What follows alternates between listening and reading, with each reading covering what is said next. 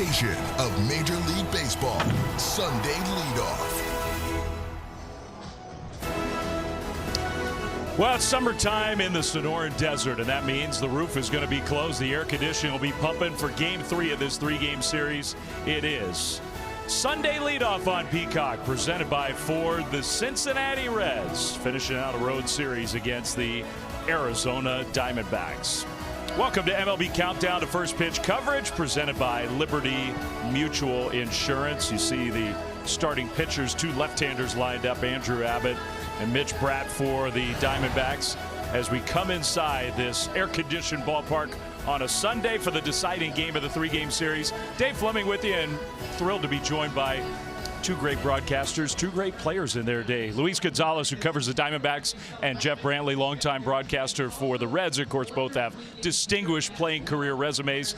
And look, guys, the big story of the week for the Diamondbacks happened off the field, but these games are important for Arizona on the field and for the Reds as well, because the National League wildcard race is super competitive. The Cubs have played great. The Phillies have been hot. The Padres have been hot. The Reds are trying to hang around. The Diamondbacks, with the hot stretches of the teams ahead of them, are 2 games behind the final wild card slot in the National League. So every game is important for the Diamondbacks, and we'll start with them, Gonzo.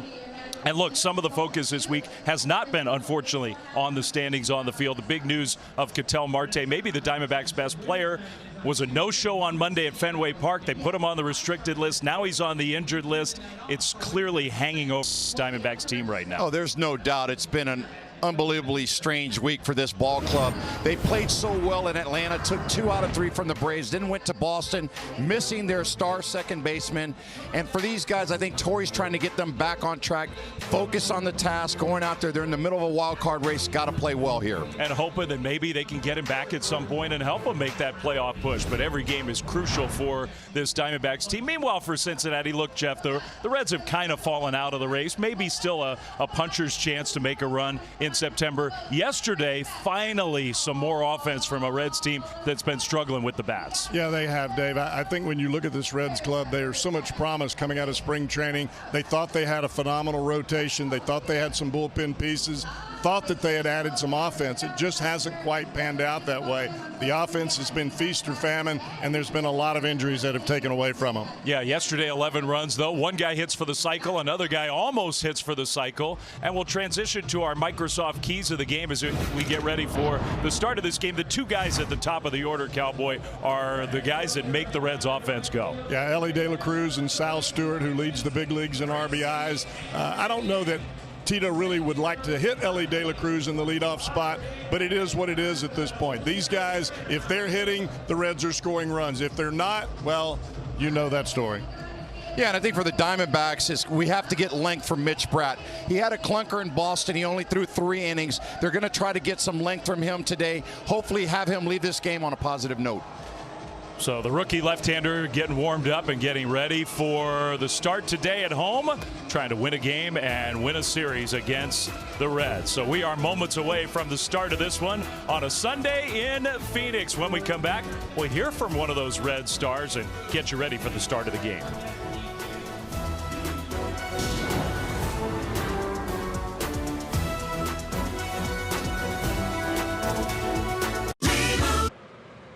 Arizona for the final game of this 3-game series. The Reds on the road. Their sensational rookie first baseman, #1 RBI man in the big leagues as a first-year player. That's pretty impressive. He and the Reds are getting ready for first pitch. And while we do, how about our Sunday leadoff buzz presented by Liberty Mutual Insurance? From the beginning, a leadoff home run from PCA to the end, high fly ball, gone, ball game, and many times in between. Got him swinging. DeGrom's 2000th strikeout. These guys provide big moments.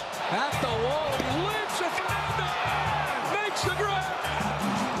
So, when you're at the ballpark, stay alert. Right at us. It's just to our left. Oh, that was awesome. Basky. This week in baseball. This crowd in Philly thinks they're umpires. Fans chanting safe, safe. The call on the field is overturned. The runner's safe. While in Pittsburgh, They know how to make their point. Is that a peep? That is a tarps off letter. Warning, this behavior can be contagious. I fear that the tarps off virus has become sentient. An error epidemic has swept the outfield. I have no idea what he's doing. Well, when you're down by 20 runs, and Julio threw the ball into the seats. That was the second out. the man can wander. But with the game on the line, it's no laughing matter. The Reds drop a fly ball that would have ended the game. Sorry to keep pouring it on. Not even the champs were immune. Couldn't catch it. It seemed they just kept spinning their wheels. Muncy stumbled coming out of the box there twice. But a series a mile high Number 30 for Ohtani. was just what the doctor ordered. That's a sweep for LA. Once was impressive enough, but how about twice in the same inning? The travel is going to be out at the plate. 2 in 1 inning for close and big. Now it's time to walk it off. Back it goes! Rogers walks it off for the White Sox. Which is when the fireworks start. And that's the baseball buzz. Here's the pitch.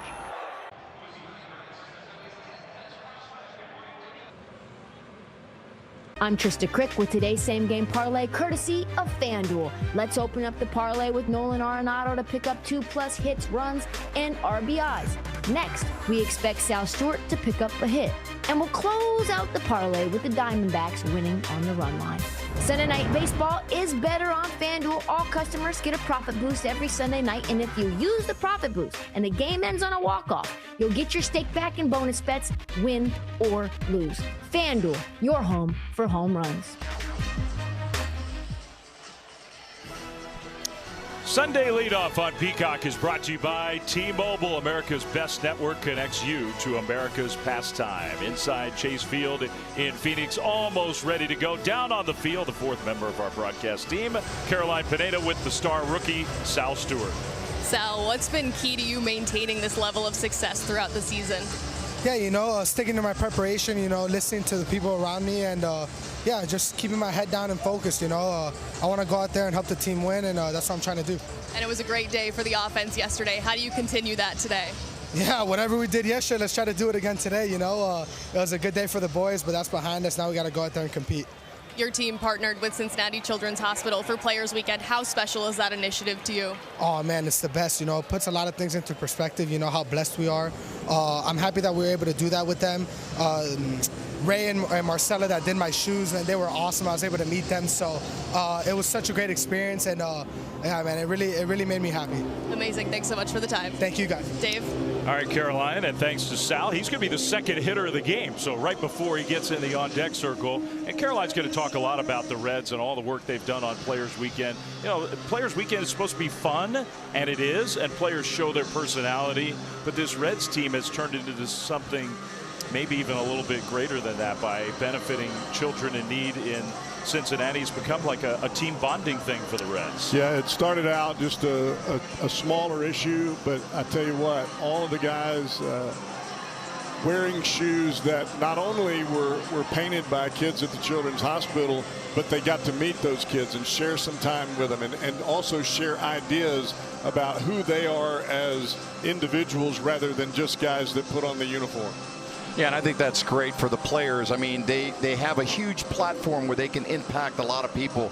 And for them to go back to that Children's Hospital and be able to see the kids that actually have created those shoes for them and spend a little bit of time to them, man, it's incredible. And look, Ellie De La Cruz, leadoff hitter, and then Sal Stewart. It's such a dynamic 1-2 punch. And I love just getting to hear from Sal. It's his first year. He's a rookie. He got a little taste of the big leagues last year, but his first full season, he's leading Major League Baseball with 97 RBIs. And I think you listen to him talk and see how he carries himself as a young guy. You get a little glimpse as to why he's having so much success already. Yeah, he's just one of those types of players that he changes. He's a chameleon at the plate. There are times where he's a pull hitter with nobody on, maybe trying to hit a home run when you're down by 1. And then there are other times where you have runners at second and third, and he's shooting the ball into the right center field gap. So you don't always have the perfect scouting report. All right, the Diamondbacks take the field, and our starting lineups for the Reds presented by Capital One. That 1-2 punch, Jeff, you've already talked about it a lot. Yesterday, the guy who really chipped in and helped out was J.J. Bleday. They need some balance in that Reds order. Yeah, they've got Dane Myers hitting in the 3 spot today. Myers really was a player that the Reds had intended to be coming off the bench and to be a 4th outfielder, but he's hit so well against left-handers, he's forced himself into the lineup. And with the way that he's swinging the bat at times against left-handers, he's a perfect complement to those first 2 fellas that stand up there. All right, so the Reds line up. That's what it looks like on this Sunday. Meanwhile, our pitcher profile presented by Ford. He's just a rookie, Gonzo. Mitch Pratt going to get his 9th start of the year. Yeah, and I mean, this is a guy that they're just trying to get some length out of. He struggled his last time out. He's not a guy that's going to be very overpowering. I think his fastball tops out at 92, 93 miles an hour, but he's got to rely a lot on that breaking ball. He's got to throw that curveball down and in on those guys. He throws that slider and changeup, but his 4-seam fastball.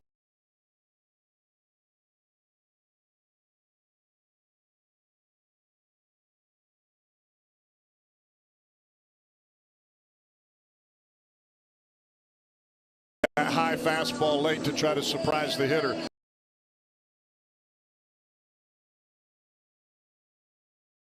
Will be a big part of this game, probably on both sides. There's Torey Lovullo. What a week it's been for him. One of the longest tenured managers in the big leagues. He's managed a team to a pennant a couple of years ago, and he's probably never been tested like he has in these last few days. Oh, there's no doubt, and he's a champ about it. I mean, he knows it's not something that he expected, and he's handled it well. I mean, he's dealing with that situation and trying to keep the other guys on the field focused on the task at hand. I mean, these guys are in the middle of a wild card race right now. They're 2 games back. They got to try to focus in on winning games now.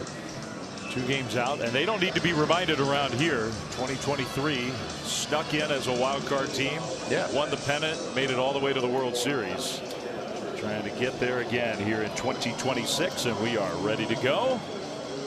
From Phoenix, Arizona. Deciding game of this 3-game series. It was all D-backs 9-0 on Friday, and then 11-5 Reds bounced back last night.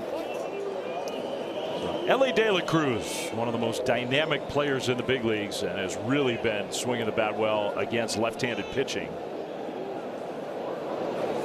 First pitch of the game is in there at 91 miles an hour for strike 1.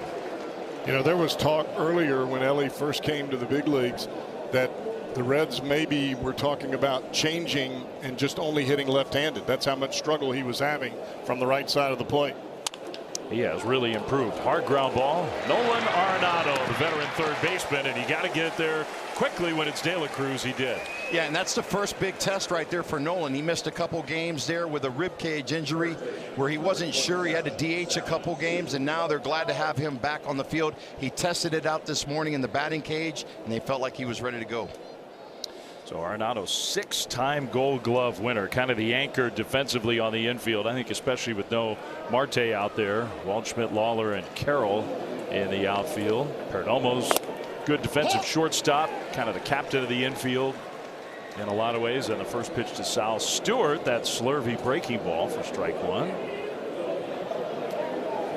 And I think it's important here for Brad to kind of stay on that outer edge, keep that ball away from the middle part of the plate. He's got McCann, a veteran, up there. Wow, he turned on that one, but pulled it just foul. Well, that backdoor breaking ball for a left-hander against a right-handed hitter is a free strike. No hitter goes to the plate saying, boy, I can't wait to hit a backdoor breaking ball. They're not looking for it. Yeah. If you can land it, you can get ahead. Yeah, and I think it helps, too. You got a young guy up there on the mound. Gabby Moreno's getting the day off today to DH, and you got McCann back there, a veteran guy behind the plate trying to help him out. Kind of a perfect second catcher in a lot of ways, James McCann. Stewart, high fastball, got a piece. There he is. Boy, he's been terrific here this last month, the way he's swinging the bat and doing things. Not playing every day, but every time he's come into the lineup to play, he's been able to come up with some big clutch hits for the Diamondbacks. What a rookie season for Sal Stewart. Talked to Caroline just moments before jumping in the batter's box. And he goes down swinging on that high fastball. Well, that's exactly how Mitch Pratt needs to approach this ball game. getting that breaking ball over early, then you can kind of explore the top of the strike zone and maybe expand a little bit and get some chase. Yeah, I think as a hitter too, you kind of lull them to sleep with all the other stuff, and then they start saying, okay, he's throwing that for strikes, and then you come back up with that high fastball. So 2 down, and Dane Myers, not normally a third place hitter for the Reds, but trying to get a right-handed hitter up early against Bratt. Myers known, I think, more for his defense than his offense. Yeah, he's just hit left-handers well early in the season coming off the bench in the pinch hit role, and because of that, and you add that into the equation with the defense, he gets himself in a spot where he can get into the lineup. Tito Francona, 25th year as a major league manager, more than 2,000 wins, a true all-time great. He's a World Series champion. I do believe Terry Francona is going to end up in the Baseball Hall of Fame. There's no doubt. He's pure entertainment, wasn't he, in the meeting this morning? He's tremendous. He is tremendous. I got to imagine. I never had him as a manager, but I'm sure all the players love playing for him. 3-0, and there's a strike. He was my manager when I was in Philadelphia for 2 years, and we were about 100 loss team each year. It was his initial foray into managing. He's been in this position before, but he also knows how to get out of it. You see up there is when he's kind of lapped the field on the wind up there with everybody else that's still managing right now. Over the last few years, some of those great veteran managers, Bruce Bochy and others, have retired. Dusty Baker. He's kind of the godfather right now of managers, right? And every time we do a game, the other guy on the other side has some story about how Tito mentored me. He called me when I needed it. He's just been a friend to so many. Just foul there. I think he takes his role very seriously as somebody who has helped a lot of younger baseball people grow, and Torey Lovullo is one of those. Now, they were together just like you were, Jeff, back in those Philadelphia days. Torey and I were teammates for a period of time in that 1999 season under Francona. What, Tito looks a little different in that picture, doesn't he? He does. He does. 25 years big league managing. And Torey and Tito then were together in Boston, so had a close relationship there as Myers takes ball 4. There's the first base runner of the game. And Torey Lovullo really appreciated it, because this week with the Ketel Marte stuff swirling, Terry Francona reached out to him, not to give him advice or tell him what to do, just to check in. You hanging in there? Give him a little support. Yeah, and I think that's perfect for what Torey needed. I mean, this is a mentor to him, and just to reach out like he did meant a lot to Torey. First pitch swing by Stevenson and a liner into left center field. That's down for a hit. Waldschmidt comes up throwing, and it's too late to third. Aggressive base running by Dane Myers. So the Reds have first and third in the top of the first inning. Well, we talked about the 2 hitters at the top of the order in De La Cruz and Stewart, how much they mean to this Reds club. But if you can get some additional performance as you move down into the boy, it really helps you a lot as far as scoring runs is concerned. You could see the aggressiveness too on Myers. That ball was hit right in front of Waldschmidt, and he went ahead and figured he can challenge that arm.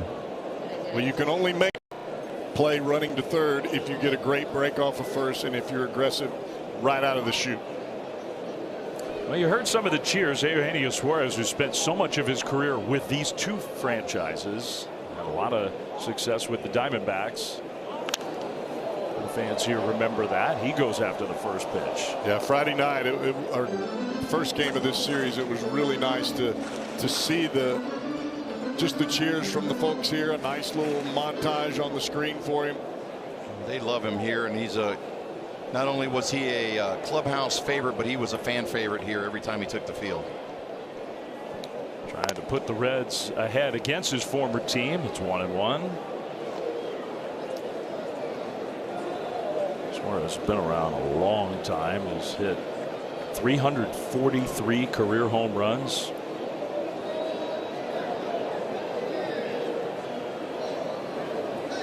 just last year he had 36 of them for the Diamondbacks and wasn't here for a full year. Yeah. Well, I'll tell you this, when we got him from the Detroit Tigers, he was just a little hotshot shortstop.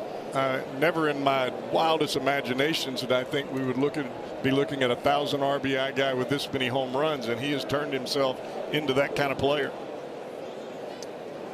One of the great power hitters of this generation, really. He's ahead in the count, 2-1. Brad paying attention to Stevens, and there's probably not much of a threat to go from first.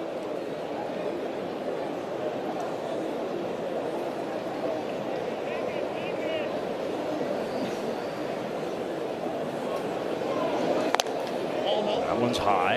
It's 3-1. That's one of those throwovers to first base as a pitcher that you don't want to shake off the veteran catcher, and you're just kind of in a situation where I think I'll just pick to first and we'll start over. Yeah, and right here he's behind in the count. He's got to make a good pitch. This is what happened to him his last start out. He fell behind on guys, a couple walks here and there.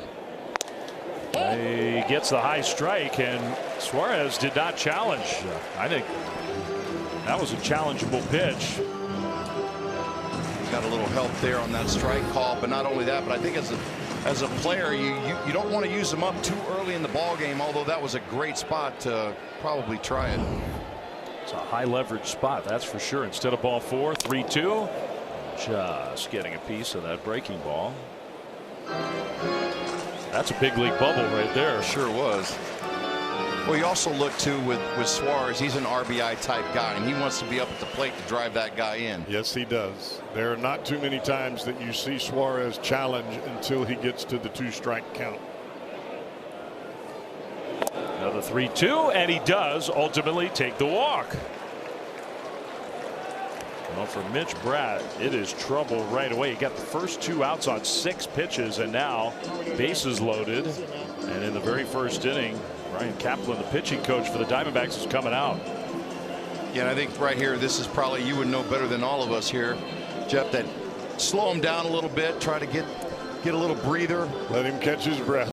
I mean, he's already at the over 20 pitches. Not exactly what Torey Lovullo wanted to see here in the first inning. There hasn't been any damage done, no runs scored yet, but still using up a lot of pitches here in the first. Diamondbacks bullpen is well set up today to get to the high leverage guys late in the game. Torey Lovullo is hoping that his starter can do the bulk of the work to get into those guys. They've got the Cubs coming in tomorrow. There's no off day tomorrow, so that's when these games where you're dipping into your bullpen and you don't have an off day starts to put a little extra pressure on those decisions. Well, Matt McLain has had some big hits for the Reds over the last couple of weeks. Finally kind of getting his season going offensively. You see the batting average. Big spot here right away, and strike 1 with the fastball. Well, that's the best pitch in baseball right there, that first pitch strike. If you can get that over, then it puts that hitter a little bit on the defensive side. Yeah, you see Matty as he sets up, then he rests that bat on the back shoulder. He said he feels like that makes him a little more comfortable. What does that do? Does that make your swing flatter, or is it just kind of one of those things that's out of the ordinary that kind of relaxes you a little bit? Yeah, I think every player is different, and what makes you feel comfortable kind of in your zone. I think for, like you said, McLain, he likes doing that. It kind of puts him in that relaxed mode, and maybe he does have more of a flatter swing when he's going through the strike zone.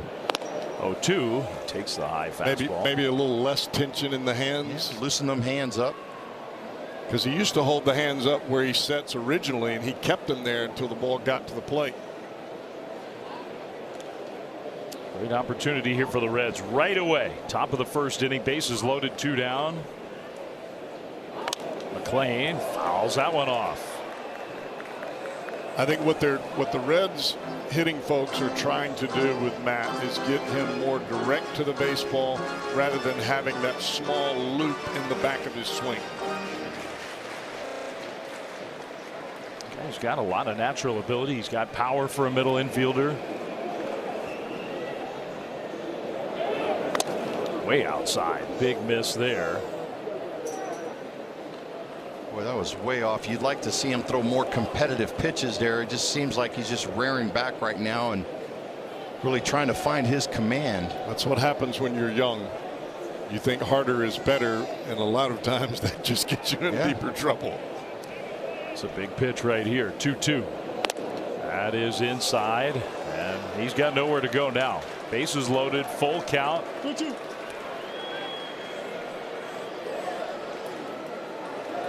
It's been all fastballs to McLean. 3-2. McLean hits a pop-up. Arenado, after all that, no runs for the Reds. Somehow the kid got through it with the Diamondbacks coming up.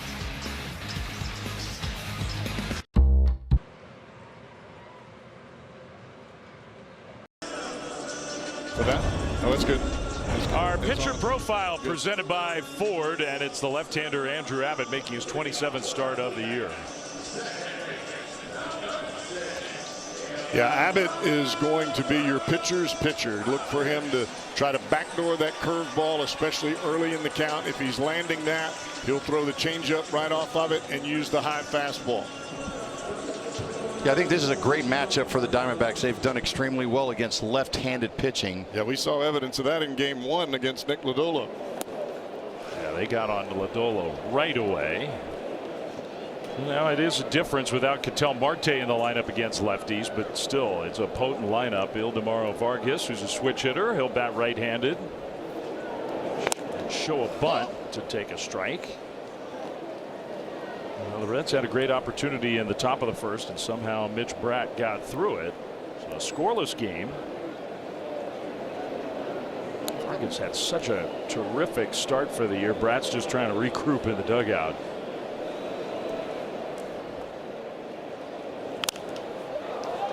Pop up way up there. Stewart for out number 1. The starting lineup for the Diamondbacks presented by Capital One. This guy coming up is a big reason why. Left on left, he's just remarkable and just one of the better all-around players in the game. Moreno's having a terrific year, mostly a catcher today, the DH. Perdomo, Arenado, you mentioned, he's in the lineup. He hasn't been healthy. He's really been swinging the bat well. Yeah, he has, and I think Tim Tao has kind of been the secret weapon here this last month. He's come in and played a little bit of versatile, a bunch of different positions, but you're exactly right.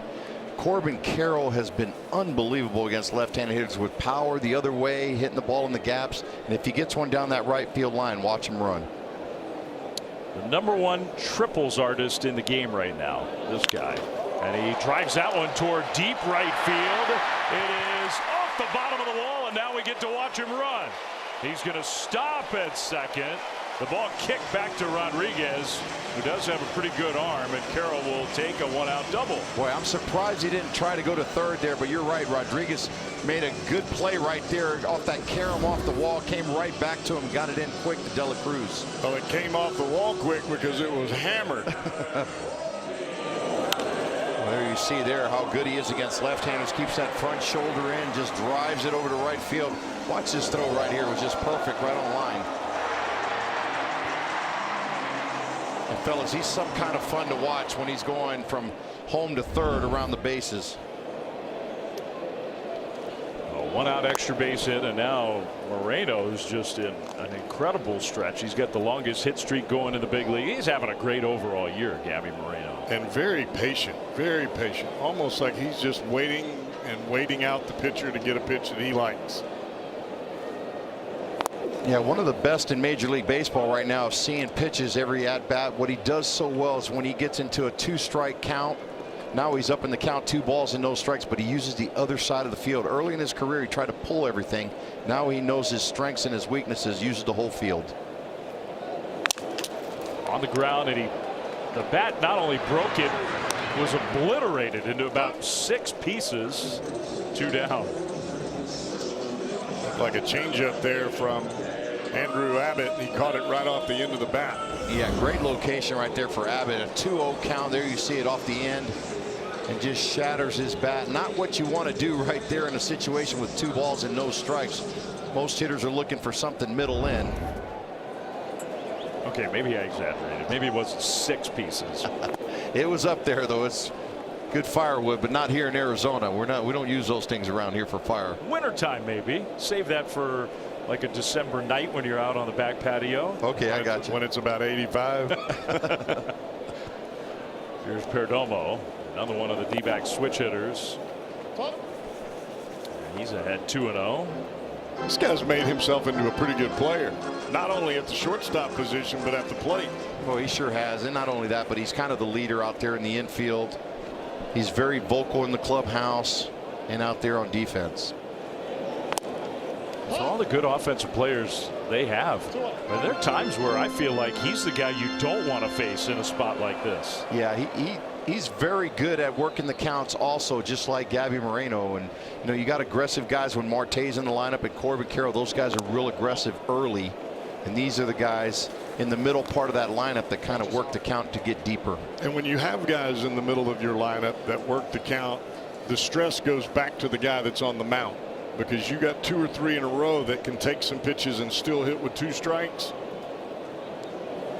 3-1. Perdomo goes after it. That was kind of a challenge pitch, a fastball right out over the plate. Abbott's pretty good at reading the swings, the previous swings of the hitter, and then making adjustment on the following pitch.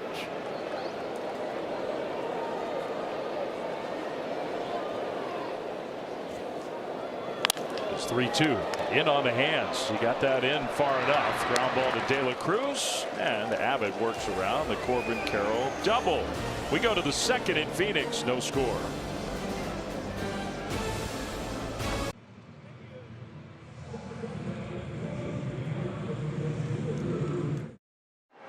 Play FanDuel's daily dinger for free to earn profit boosts the next day. We're back here at Chase Field in Phoenix for the Reds and the Diamondbacks. And J.J. Bleday, who had a heck of a night last night, a night to remember forever, hit for the cycle. And he's been struggling, so I think the Reds are hoping that that will get him going. You see home run odds below our score bug. Nothing game, top of the second. J.J. Bleday, who was off to a great start this year.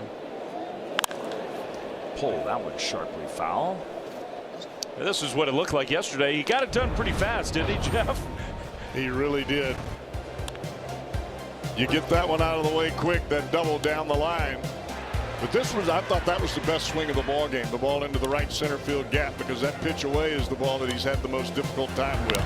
The only question on the home run, which was the last swing there, was if it's going to be high enough. Yeah, he hit such a screaming low liner. It pops out here to Arenado for the first out here in the second. Yeah, and I think as a hitter, once you get that double and triple in your first 2 at-bats, it's got to linger in your mind that you may have a chance for a good day.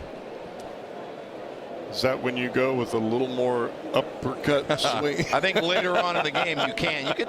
I mean, if you're that close, you might as well, especially the way the team was playing yesterday. I'm 3 for 3. I'm going for scoring some runs. I mean, he could take a shot at it. He did. We saw the AAA numbers for young Will Banfield. He's a good catch and throw catcher, getting a chance to play today for the Reds. Yeah, the Reds have liked his progression in the minor leagues as far as his hitting is concerned. He's kind of made some adjustments. You see the different type of stance, wide open on the bottom half, but awfully closed at the top. If you're a gifted defensive catcher, the bar isn't that high offensively to have yourself a good long career. This is only his second big league at bat, so he's brand new. 2-1. But you can see that little bit of wrap in the setup. The barrel of the bat is pointing a little bit towards the pitcher, and that's going to give you a little bit more length and sometimes a loop in the back of that swing. He shortened that up a little bit, but that's still a work in progress. And for the young left-hander Mitch Bratt, hoping to have a quicker second inning after a tough time of it in the first. Banfield out to right. Carroll, plenty of time to get there. 2 down. Yeah, I think for Bratt too, you got to continue to try to pitch to contact. I mean, you're not going to strike everybody out throwing 91, 92 miles an hour. You got to just make your pitches, try to be a little bit more aggressive. That's how you get deeper into ball games. You start walking guys and getting into trouble, so you're going to end up getting beat.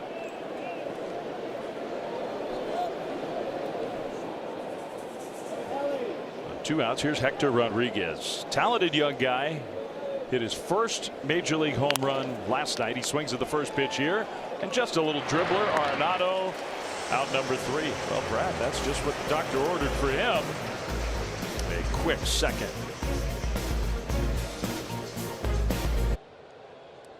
Working on his command. What are you seeing from him so far?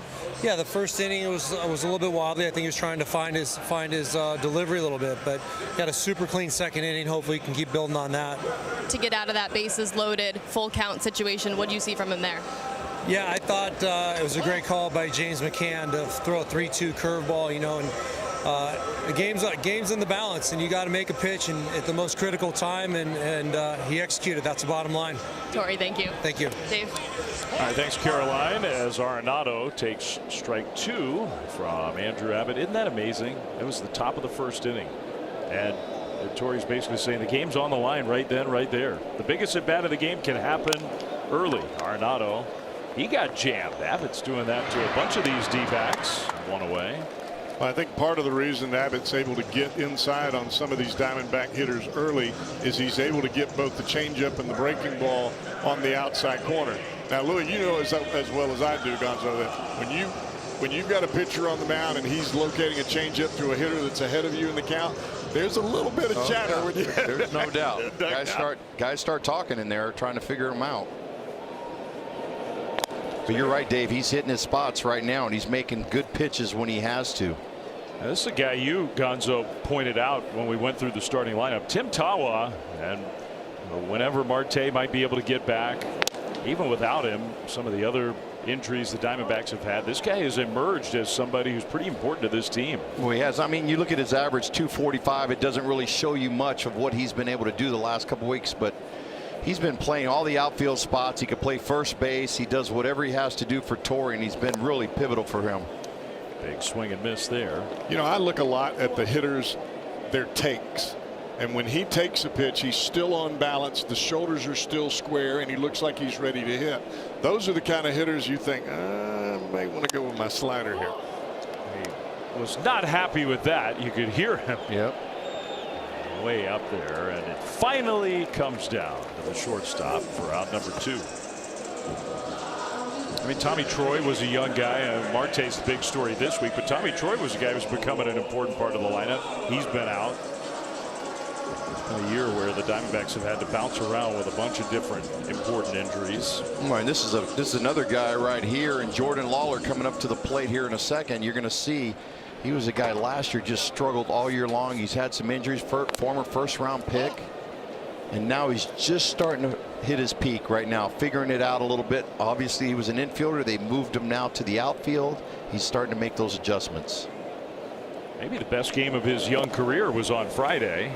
He chased that changeup. It's 0-2. And you got to imagine that there's a lot going through your head as a young player when you move from shortstop to center field. It's not just about swinging the bat. You're trying to figure out how to play out there, and you definitely don't want to get the ball hit over your head and get embarrassed. Yeah, and of course he's had that injury plague kind of really hampered his career so far. Minor leagues and big leagues. That time the fastball locked him up, and Abbott has a 1-2-3 inning.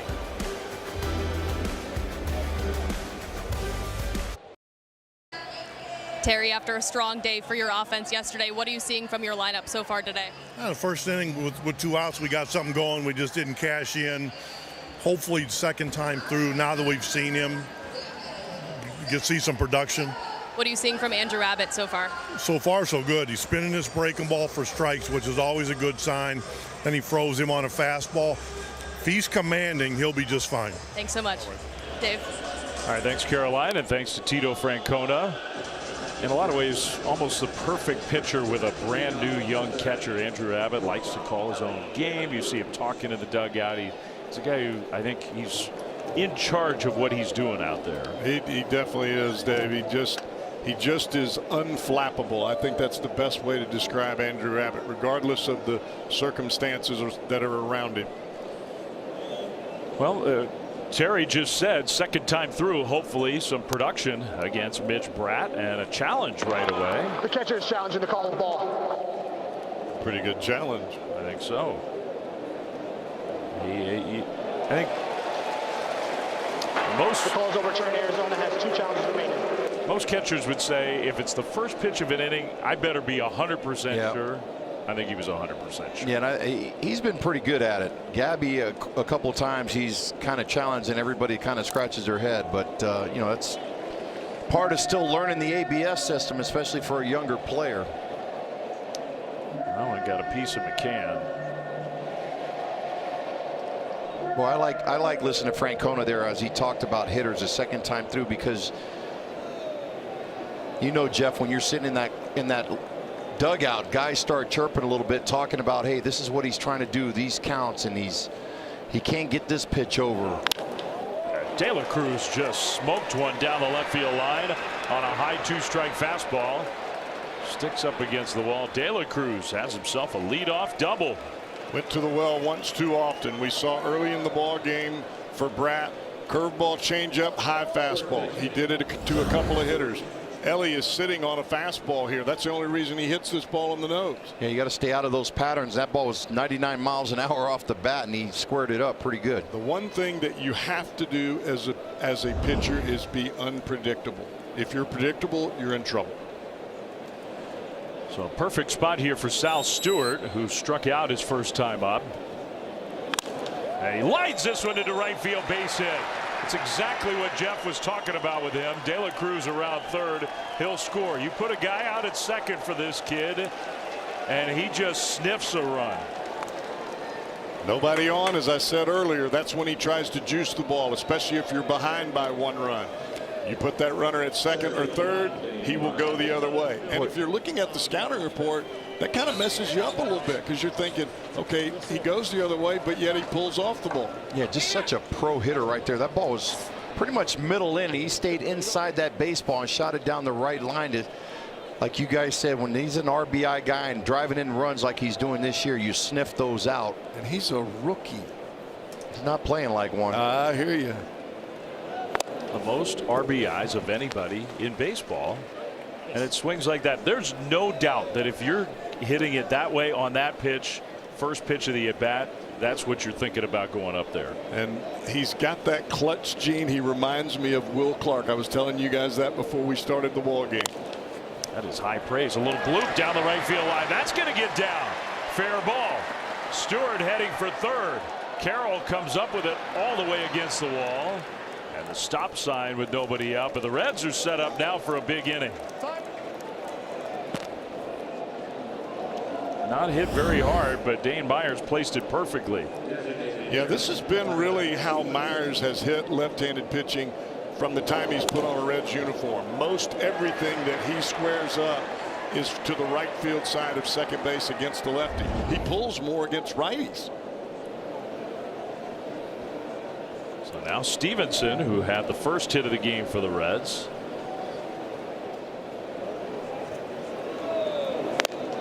Way inside, ball one. Yeah, the D-backs are playing back, infield back, kind of giving up that run, trying to trade the run for an out right here. If you play it right, if you're the Reds, you could get both those guys home without another hit. Stevenson looked like he was trying to go to the right side. Well, I would imagine from Toy Lavello's standpoint, he's trying to stay away from the big inning. Even if he gives up 2 runs, he still feels like he's in the ball game. You got an Arizona offense that's been really good against left-handed pitching, facing a left-hander. I think Torrey's confident his offense is going to put some runs on the board today. That one is right there. It's 1-2. Well, I think if you're Stevenson right here, you just, with 2 strikes, you got to get a 2-strike approach. You got to get that run in right somehow, some way. Nobody out. You got a runner out there. It's a free RBI if you can get that ball in play. Well, Tyler really likes to take the ball to the right center field gap. He'll hook the breaking ball from a lefty every once in a while, but more fastballs hit the other way. Ooh, that's a good pitch. That's a really good pitch. He saw it better than we did as a hitter. Sometimes I wonder when guys take close pitches like that. I think the speed just fooled him. McCann, that one might have been a challenge pitch. That might have been strike 3. Fouled away.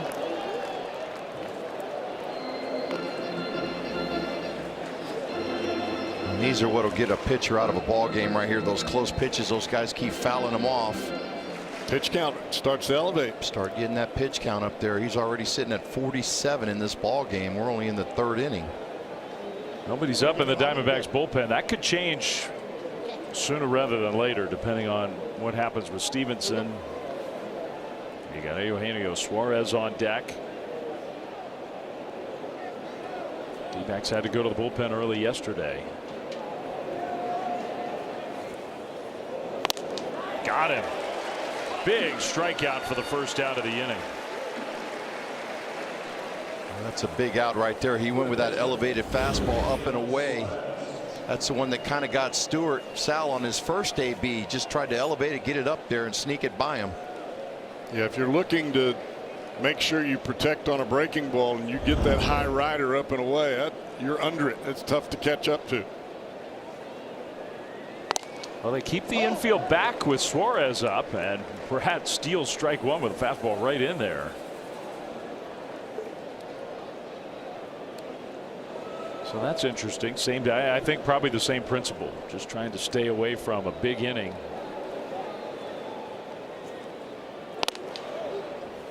If you're the Reds, you're thinking you got to find a way to at least get a second run home. Well, we were talking about in the first inning is what Bratt has got to stay away from here, is trying to throw harder, and hardest, because you make a mistake to this guy, he could hurt you. That went in the dirt, and it pops up and stays around home plate. Well, he caught a break there.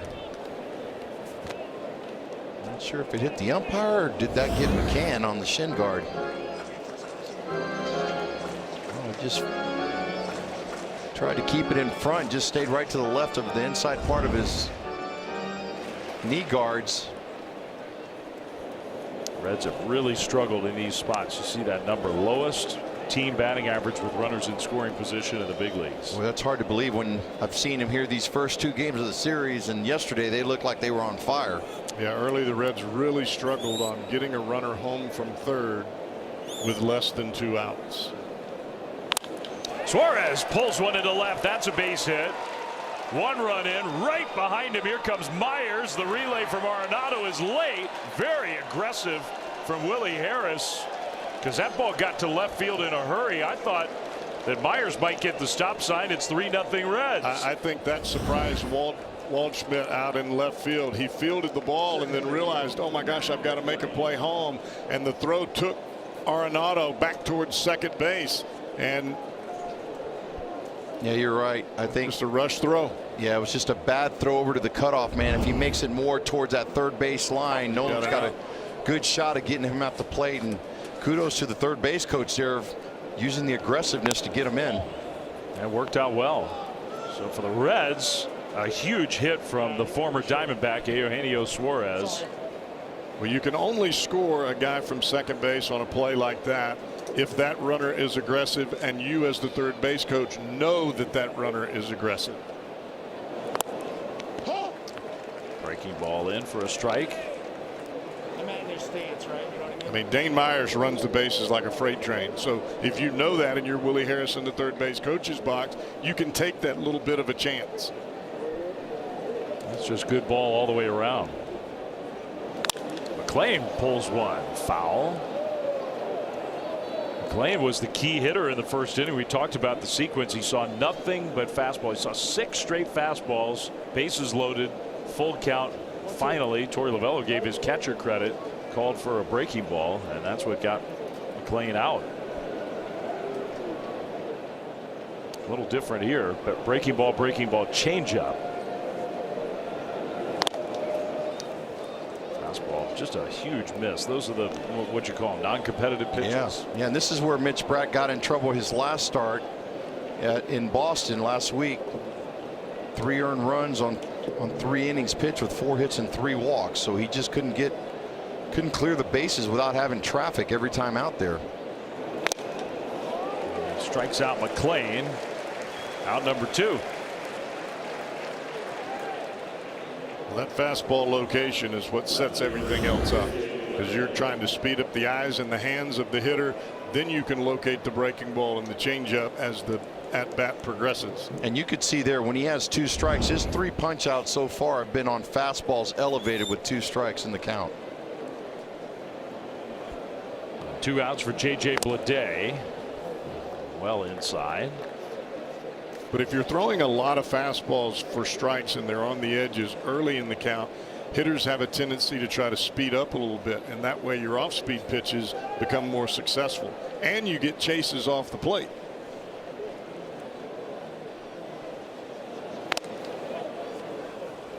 Just up and in. 2-0. Kind of the opposite of that here. He's fallen behind. Yeah, there haven't been a whole lot of fastballs from Bratt that have been down in the zone and on the edges. Everything is up, and it looks like he's trying to get that chase, the overthrow. That one is smashed way up there, but he pulled it foul. I think yesterday's game was a big confidence builder for this guy Bleday. I could see him hitting 40, especially in that ballpark in Cincinnati. I mean, he's got the physicality. I mean, the guy's pretty good size up there. Top 5 draft pick. He's been with the Marlins. He's been with the A's. Now trying to make Cincinnati his home. He pulls that one foul on the ground. Yeah, there aren't too many pitchers that we have seen throughout the year that have been able to overpower him from the middle of the plate in. But in order to survive, as you know, Gonzo, at the big league level, you've got to be able to at least foul the pitch off that's down and away. That tough pitch. It's a cool list, by the way. He took that one off the outside. Good take there. 3-2.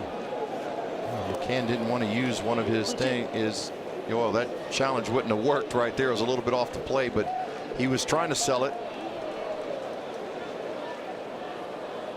4th full count already in the 3rd inning. On a foul ball. Just extend the at-bats. Keep throwing those pitches. Gets that pitch count up. It's been a long inning already for him out there. Especially for this kid, because he seems like he has max effort on every single ball that comes out of his hand. There's only so many times that a manager can allow you to get yourself into trouble, and he's already had 2 innings now where have been extreme in the trouble scenario. Another long inning, approaching 30 pitches now. This will be the 28th of the inning.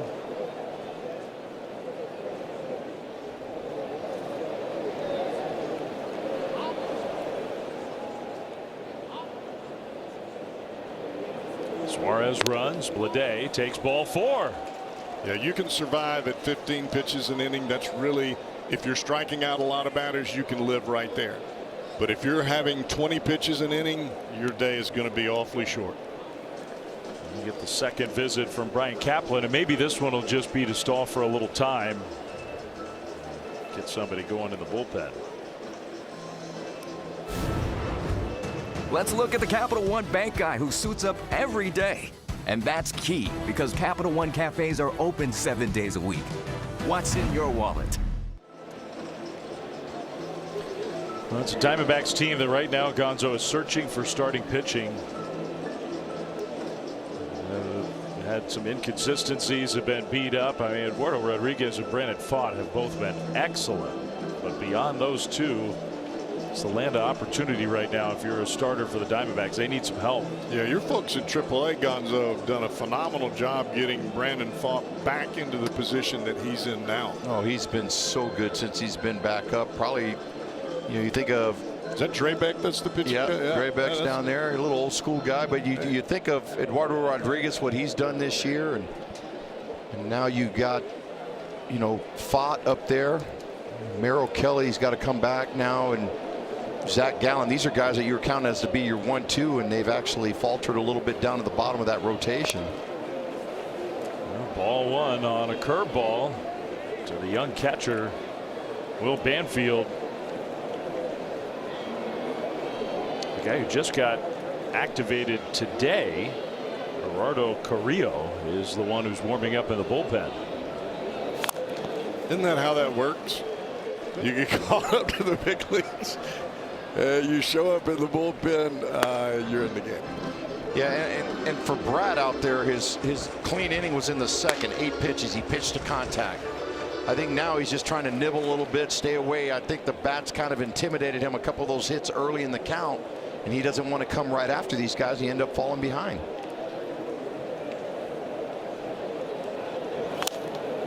Right at you. I can assure you I am not going to catch it. Didn't even flinch. My days of catching the ball are over. Cowboy was just sitting back and letting that one go.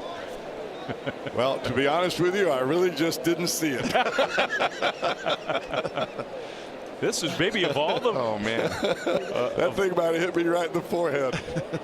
Of all the booths in the big leagues, this one might be the most foul ball friendly. Yeah. They got a chance where we sit here. Ripped foul, man. And they're getting some good swings on him right now. I think everything's just starting to flatten out. See if he's got 2 strikes again. Let's see if he goes with that fastball up, trying to get him to chase, get out of this inning. I mean, you think of all the damage that's been done early. It's only 3-0.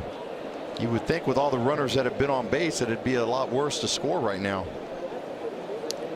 Trying to dig deep and somehow get through the third at least. On the ground to second. He will do that. Vargas gobbles it up and throws him out.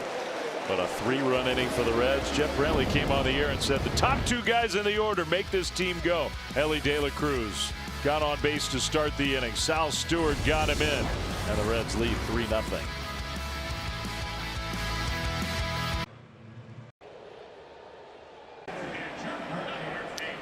The ultimate goal of an MLB fan, seeing it all. The MLB Journey to 30 sweepstakes presented by T-Mobile is the ultimate bucket list. Enter now for your chance to win trips to all 30 ballparks. Yes, all 30. MLB.com/journey to 30 sweeps. A little artistic Sunday here at Chase Field in Phoenix, where the Diamondbacks have some work to do. D-backs give up 3 in the top of the third. Now James McCann, the catcher, leads off against Abbott and takes strike 1. McCann hitting 8th today. Those are the numbers, Gonzo. You talked about what a good job this guy has done as the second catcher behind Gabby Moreno. Yeah, I think he's been a pleasant surprise for everybody, and the way he handles the staff too, I think is very important. I think Gabby's been able to learn a lot from him. Close, but call the ball. Geez, this day and age, you hit 296 and you're on the bench. Yeah. Come on now. They've probably been the #1 catching duo right now in Major League Baseball. I would say so. Little comebacker. Abbott throws out McCann. Let's go down to Caroline. Well, Dave, it's Players Weekend, and the Reds have developed a special tradition working with kids at Cincinnati Children's Hospital to have kids paint each player's cleats. Last year, Elly De La Cruz wore those cleats for the rest of the season, and even in the playoffs, he has a great pair of cleats again this year, this time designed by a young girl who is also named Elly. When she walked into the room where all of the blank cleats were sitting, she asked where Elly's were, and in addition to decorating them with bright colors for De La Cruz, she wrote, "My name is Elly" on the toe. Such a special and meaningful way to celebrate Players Weekend. That's pretty cool. I mean, it is. TJ Friedel, I think, is the guy who got it started.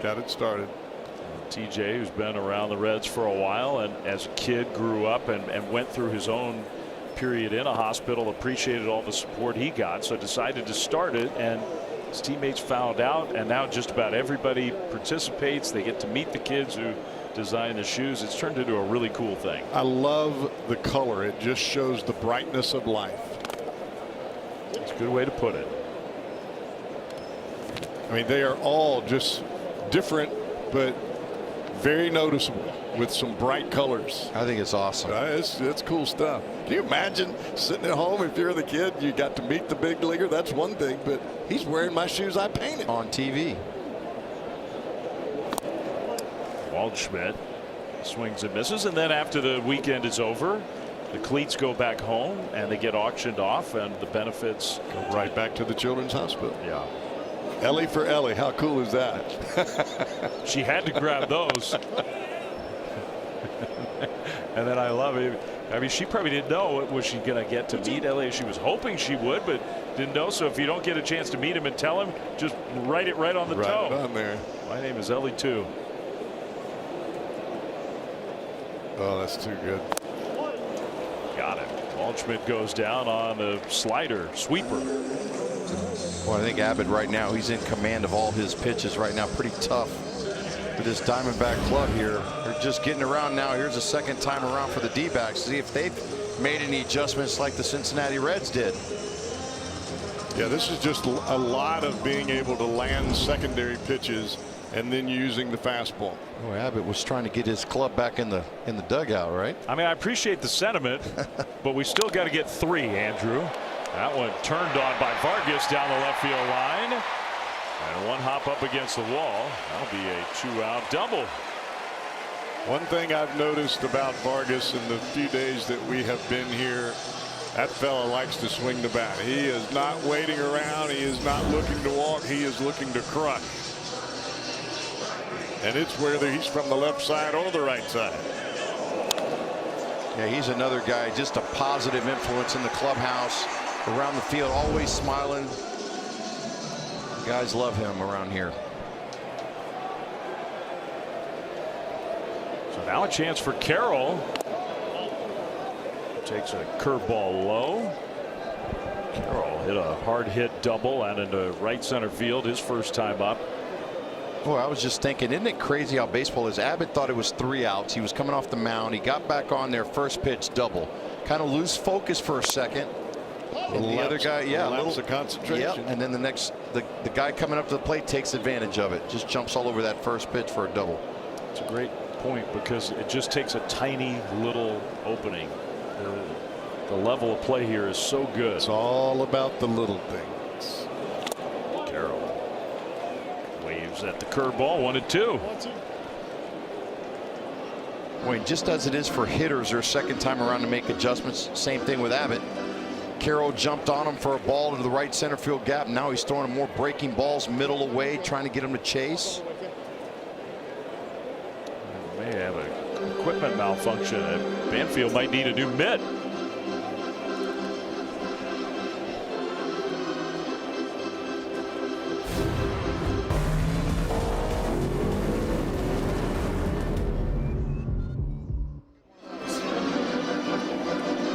Ready, set, forward. Ready, set, back up, mitt. It was ready. Perform a little surgery. Oh man, get in there. Those trainers don't mess around. They become professional glove fixer-uppers, don't they? Tomas Vera, he's good at it, and he's quick too. 2-2. That'll be his project for the next few minutes. I'm sure he'll have it ready by the end of the inning here. He'll get it going and he'll take it right back out. He's got that stringer in that kit. All of his rawhide in there as well. Count 3-2. Little did he know he was going to get a bunch of airtime today, right? Came to the ballpark.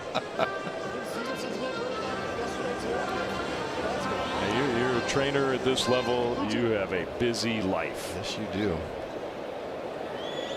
Trainers are usually psychologists too when the guys are laying on the training room table. Jack of all trades.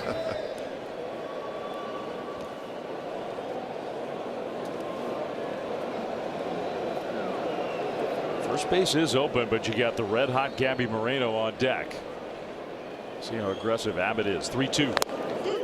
That is strike 3 call. Carroll thought it was ball 4 and Abbott put it right on the corner.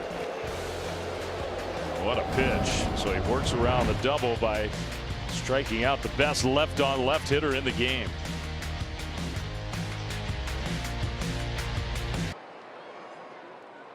Take home a piece of the game. Bid on game used jerseys, baseball bases, and more at auctions.mlb.com. Oh, we're working, relacing that glove for Will Banfield, the catcher, down in the Reds dugout. And a pitching change for the Diamondbacks. So Bratt, the rookie left-hander, goes just 3, and Gerardo Carrillo activated right before the game. Mike Soroka unfortunately had to go right back on the injured list. So Carrillo is now out of the bullpen and he gets in the game here today. Yeah, and I think for Torrey, he's going to try to get a little bit of length out of this guy, possibly see how far. He was just up. They just sent him out, and now he's right back. He's taking that express train from Reno back to the big leagues. Racking up some miles. But when you're coming in this direction, it makes the travel a little easier. First pitch he throws is driven down the right field line into the corner. One hop, and it's over the wall. So that's going to be an automatic double for Hector Rodriguez. A rude greeting for Carrillo.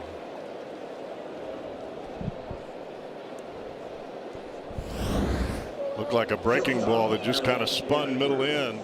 Yeah, we call those the cement mixers. They just kind of turn. They don't do too much. And Rodriguez got a nice swing on this one, hit it right down that right field line. It's one thing if you can throw that spinning slider on the outside corner, you might get away with it. If it's inside, So the Reds already leading 3-0. Now the top of the order, and Carrillo misses with a 97-mile-an-hour fastball.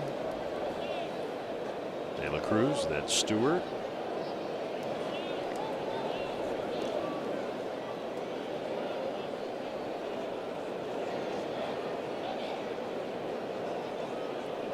De La Cruz started the rally last inning. Got the Reds going with a leadoff double. Scored the first run. Now he's ahead in the count 2-0. Oh God, this is not a good spot to be in right here with this guy, the way he's swinging the bat right now. 2 balls, no strikes.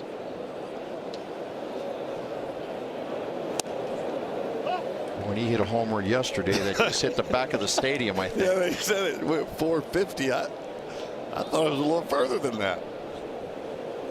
Picked that one up in my backyard in Scottsdale last night on the way home. Way back there. Where'd this come from?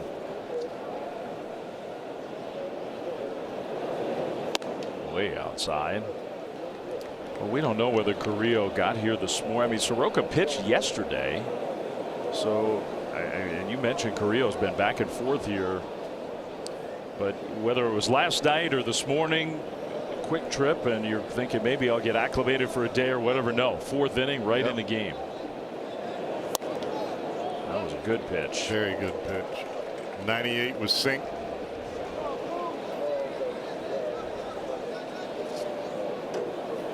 If you're throwing 98 with a good sink, why are you fooling around with all that other mess?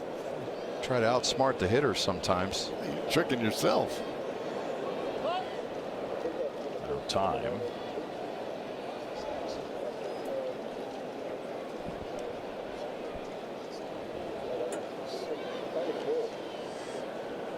Well, it's still early enough in this game. The Diamondbacks are in the game, but the big hitters lined up now for the Reds, trying to open this thing up. De La Cruz tried to hold up, couldn't do it. Nasty sweeper for strike 3 in the first out of the inning. Nice comeback by Carrillo there. Boy, it sure was. Once you fell behind 2 balls and no strikes and be able to get a hitter like that out, it's pretty big.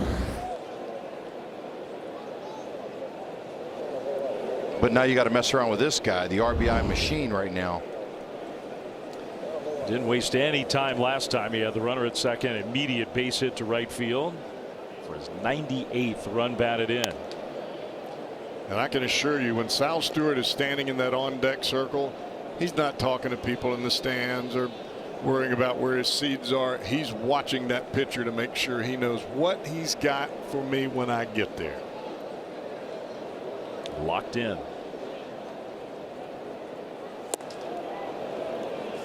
Did he go? No. Count is 2-0. Just a sensational rookie year. There have been a lot of good young players in the National League. It's hard to believe there's been a better rookie than this guy, though. Well, his name's got to jump up right there to the top for Rookie of the Year right now. He's got a chance to be on that list we just showed. There's a strike, a cutter at 94. I mean, you talk about some of the best rookie hitters in the last several decades. Pujols and McGuire and Canseco. It's pretty good company. I would say. Big swing and miss there, and he looks a little puzzled.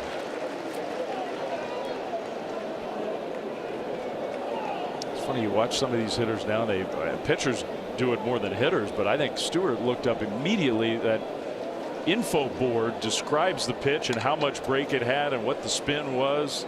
It looked to me like Stewart's eyes went straight for that information.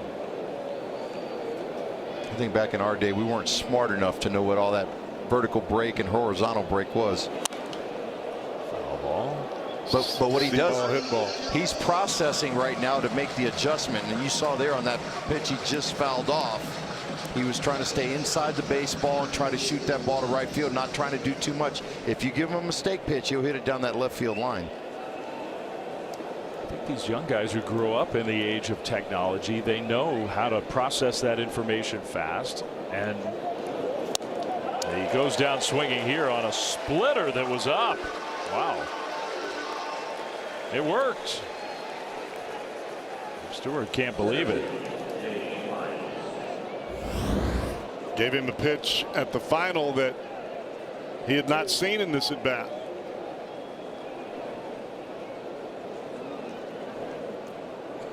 Boy, just to get him to reach out for that, that's a big pitch there for Carrillo. Big out. Back-to-back strikeouts. Now Myers with a runner at second and 2 down. Way outside, ball 1. Well, he's gotten the 2 big dogs so far in De La Cruz and Stewart. Now he's got to finish it off here with Myers. You can't sleep on this guy. Been on base both times.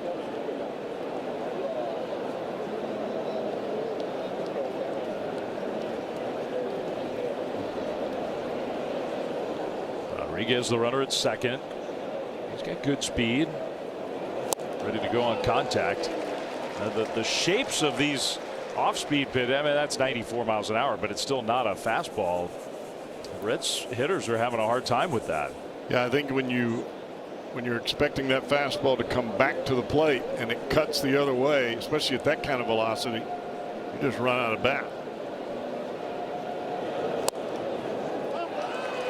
Another one. Yeah, and I think for him right now, it's his location. He's hitting this perfect spot. It's a tough, like Jeff said, for that hitter to get to it. They're looking with that hard velocity for something middle in, and he's keeping it middle away. 5 different pitches in his first 16 pitches of the game. Well, he threw that cutter right on the outside corner to get strike 1, and he came back with a slider in the same spot that was about 8 miles an hour slower, and you could see Myers start and stop because the ball wasn't there to swing at.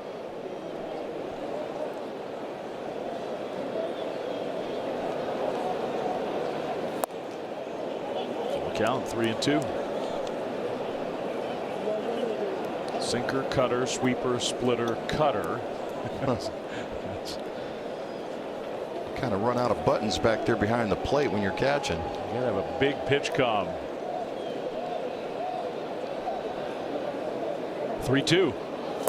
Got him, and in the end, he got him to chase that sweeper. So Carrillo, who just flew in this morning, we found it out, with a nice inning.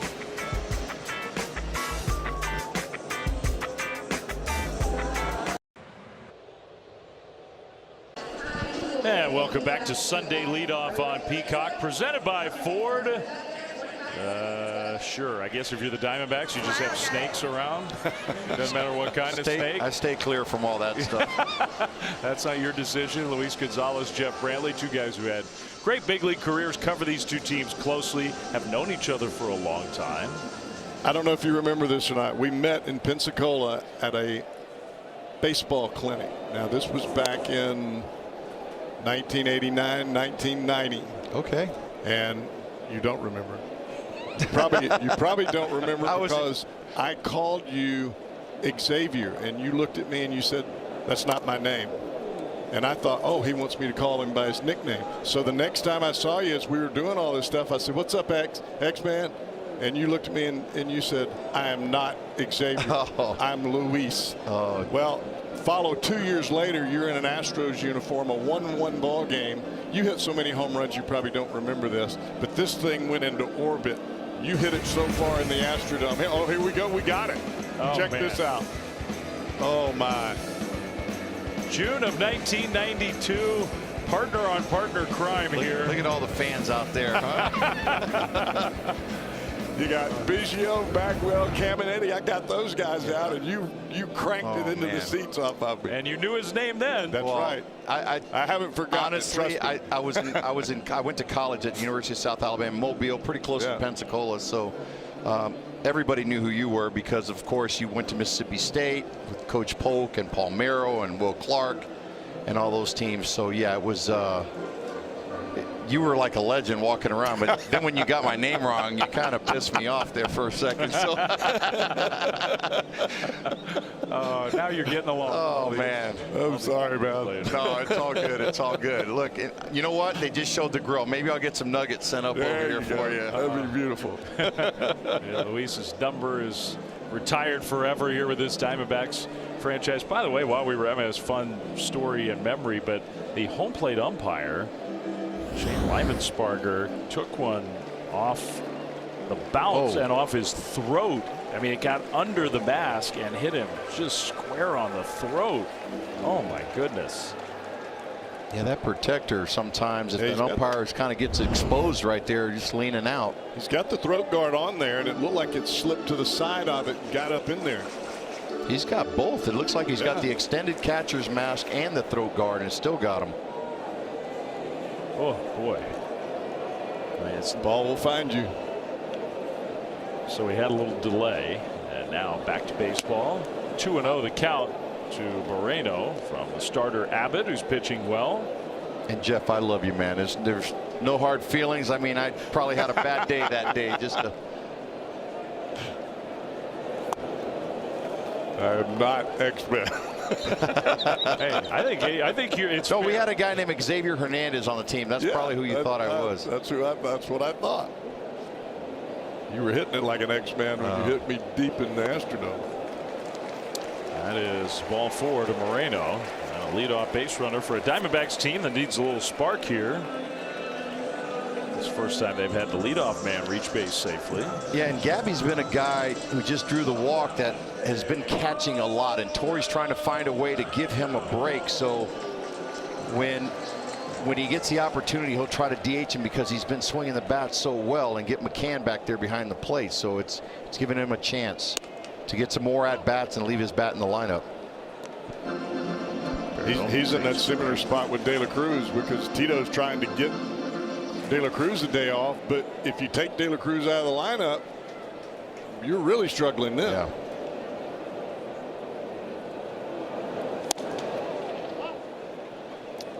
0-2. That changeup has been awfully good for Andrew Abbott here today.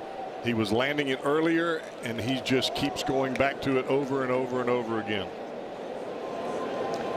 Perdomo, a very good 2-strike hitter. Check swing foul. And Andrew Abbott, he made the All-Star team last year. So, I mean, for the Reds, he's a very important part of their present and future. He got off to a rough start this year. I think he was really trying to work on a cutter in spring training. It got his mechanics kind of out of whack, and his arm angle was a little lower.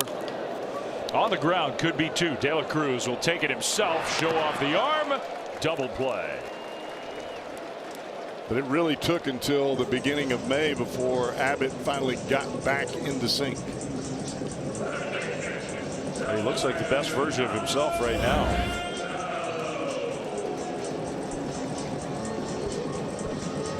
Helps when you have the strongest arm in the game. Boy, it doesn't. It looked like he was far away enough to just give the feed, but he took 2 steps and he was standing on the bag. Yeah, but two steps for Ellie is like a mile.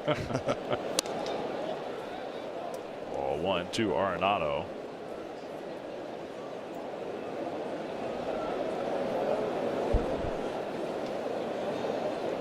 Two down, nobody on, 3-0 Reds, and a ball high. Let's go down to Caroline. Drew Abbott about the challenges of facing this Diamondbacks lineup. He said they're a scrappy team and they take good at bats. He feels like there's not a weak spot in their lineup, and of course had the benefit of watching them the last 2 days. I think it takes a pitcher who's really a craftsman to take advantage of. I mean, the Diamondbacks They're tough to strike out. They usually don't chase. They have almost that perfect combination of aggressive in the strike zone, patient out of the strike zone. You got to execute against this Diamondbacks team, especially left-handers have to execute. Yeah, I think Dave, that was perfectly said, because you're thriving on the hitter's aggressiveness. They don't really like to get deep into counts. There's only a couple of those guys, but what they try to do is attack you early. And when you have a guy like Abbott that's able to hit his spots in and out, up and down, northwest, and then they just thrive on just throwing those strikes north, south, east, and west. Arenado out to left field, did not get all of that one. And that's out number 3. Well, he's doing it today, that's for sure. Leadoff walk, but no runs for the D-backs. Well, score big on authentic gear at MLBshop.com. From official jerseys and memorabilia to hats and hoodies, we've got the season covered. Scan that QR code or visit MLBshop.com, the official source for your favorite team gear. You can be normal and just put a jersey on or a hat or whatever, or you could get a full uni and wear that to the game, like our Reds fan we showed. Maybe that's normal. I saw him down by the dugout earlier today. He's probably trying to sneak in there as a player, right? Look at that. He's got the eye black on. He's locked in. Sure is. Wristbands. Just in case Tito needed a little help, he was ready. Looking for that fastball away. Tyler Stevenson against Carrillo, who has had an eventful day. Flew to Phoenix this morning, activated before the game. Gave up a leadoff double. First pitch he threw in the game, and then struck out 3 in a row. Diamondbacks do have the bullpen warming up behind him. Stevenson. This is one of those spots for a young pitcher that you should totally pay attention to. The opposition has no idea what you have, so why not throw the ball over the plate? If he's throwing balls, then that gives me a chance to see more pitches that you have. Right now he's being aggressive in the zone.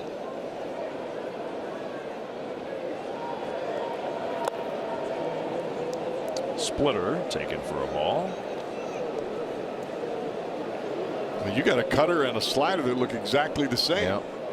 And they're 7-8 miles an hour apart.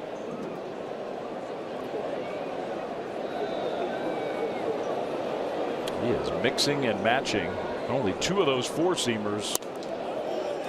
Just low. Good take. I like the socks, bro. I do. I like that. You like the guys wearing their.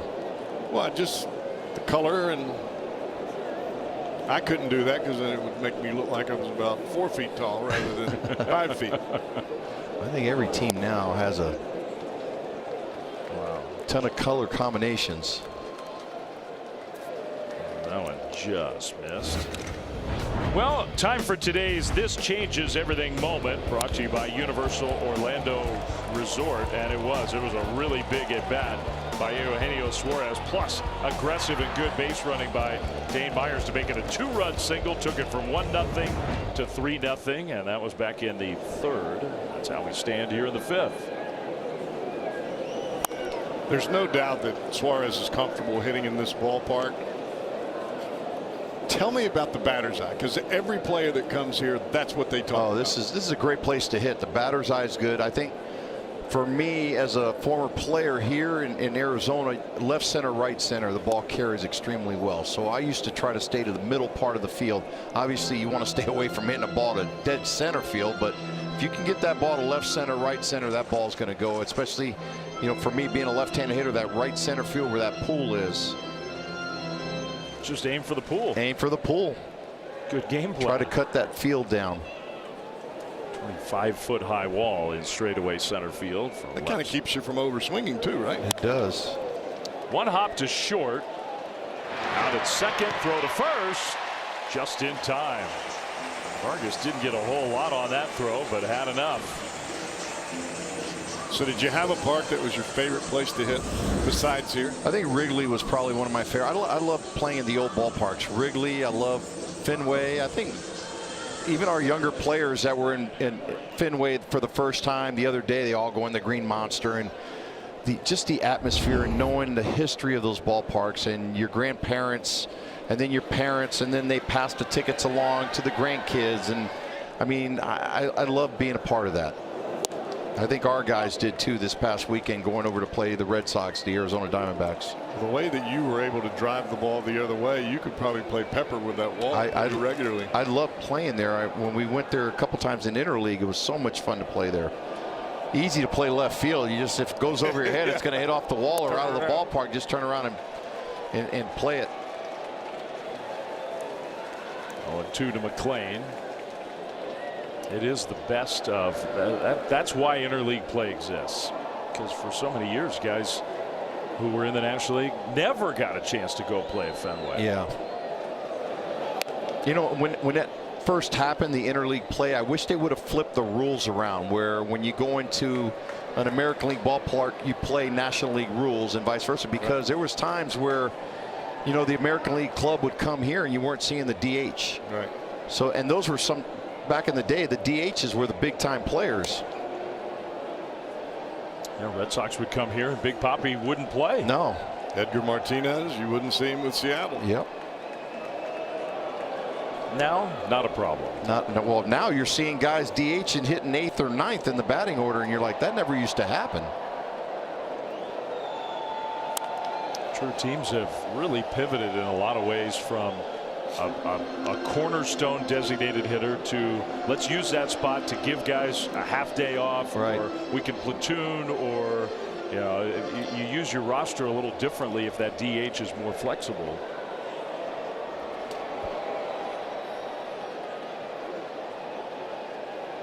Carrillo trying to finish off a second inning and misses inside.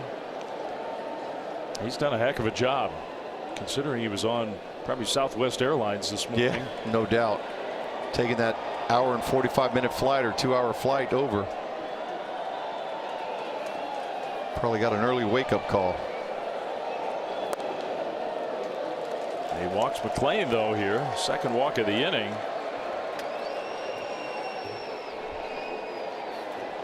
A 2-out base runner with J.J. Bleday, and it's not going to be against Carrillo. So Torey Lovello coming out. Clark had been the guy warming up. So I'm assuming it's going to be him coming into this game.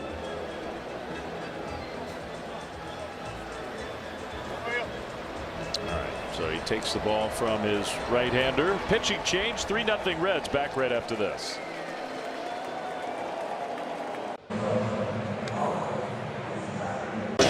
Well, power up your family movie night. Watch the Super Mario Galaxy movie now, streaming only on Peacock. I think that's what they have planned for later today.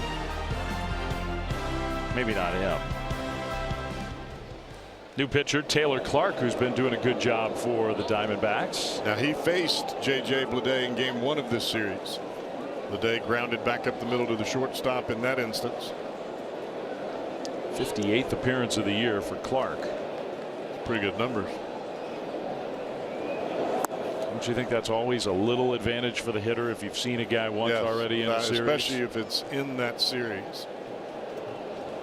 He's been really good. He's only allowed 1 walk in his last 14 games, so he's aggressive in that strike zone. Throw over, and he picked him off. McClain got picked off. Well, he didn't have to get Bleday. He got the out at first. Yeah, he definitely got him.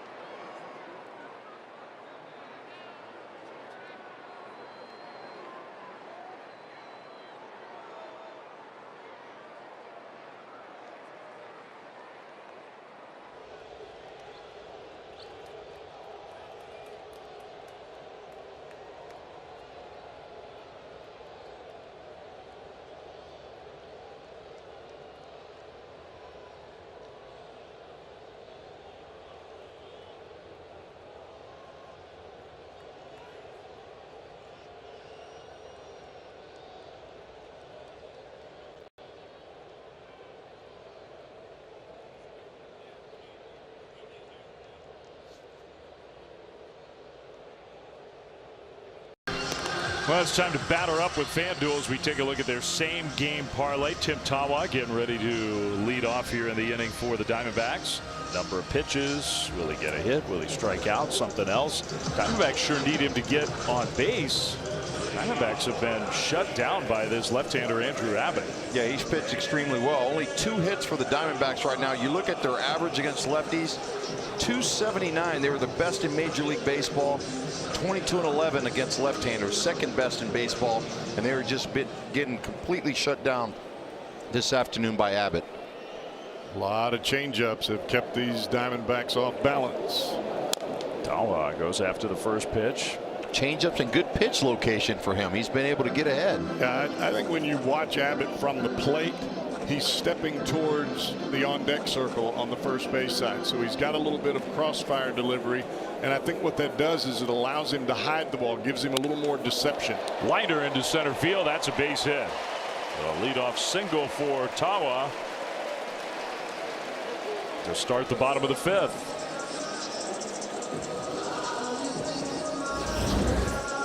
Watch Abbott as he closes off. The step is towards where our camera is. And if you're standing at the plate, sometimes that ball stays behind the back and then behind the head a little longer than what you expect it to. Yeah, I would think that has to be a little bit tougher for those left-handed hitters. Like you said, when he's stepping over towards first to get on top of you. Lawler pushes a bunt.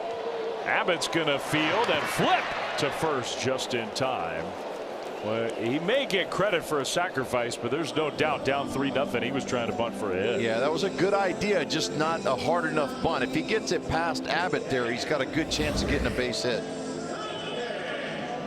Well, you see he squared around a little bit too early too for a base hit. He tried to push it down that first base line, but not hard enough.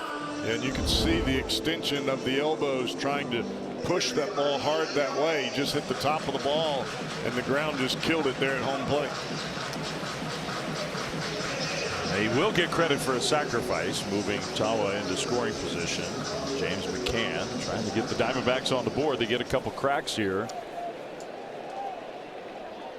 And 2 right-handed hitters at the bottom of the order. McCann couldn't hold up. That's strike 1. Yeah, I think this is a big part of the game right here in the 5th inning. You got to try to scratch something out against Abbott.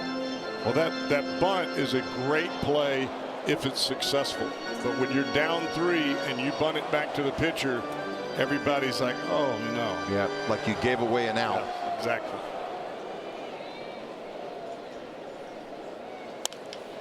Down the right field line.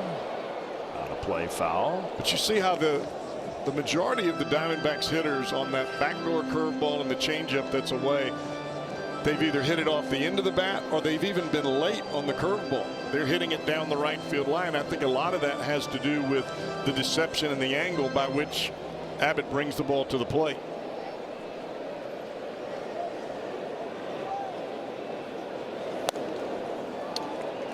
One and 2. Diamondbacks had so many of these. What were they? 1 for 14 with runners in scoring position yesterday. Yeah, they've had quite a few games like that where they've had just crazy numbers leaving runners out there in scoring position. They've had some shots already today. That one a little bit low. Well, I think that's why you see the inconsistency of the Diamondbacks. I mean, they're a few games out of the wild card, but you scratch your head because they're still in the middle of the mix. I mean, they play well for a week and then they've gone another week where they just look like a totally different ball club. Way in front of home plate with that changeup. So McCann's worked the count full. Padres, the team immediately ahead of the Diamondbacks. They've been hot. They have a chance to sweep the Twins today. They're tied with Minnesota in the 6th inning, 1-1. The Phillies have been red hot. They were down going to the 9th inning today and walked off the Cardinals, so they got another win. Got him. McCann on that changeup. Yeah, and the D-backs got to be careful because in their rearview mirror, the Marlins are coming around.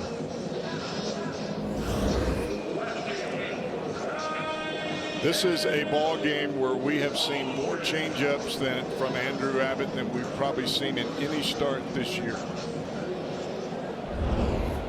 Is that because he's got good feel of it right now, or he just thinks? There's no doubt about it. He had the feel for it back in the first inning. He's gotten positive results from it. It's made his fastball have a little bit more appearance of life to it, and he just continues to locate it. That is a lot of changeups.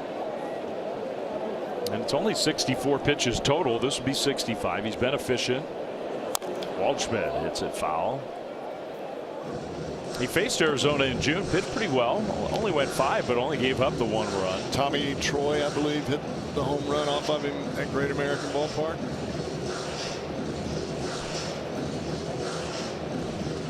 Trying to work around the leadoff base hit.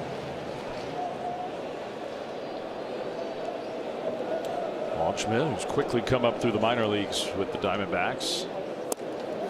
That is strike 3 called, just frozen by the fastball. Andrew Abbott is in control today.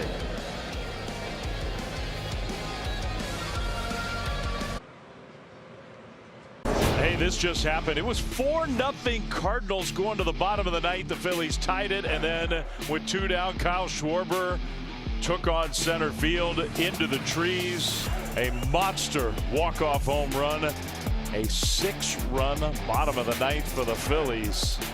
Wow, to complete the sweep.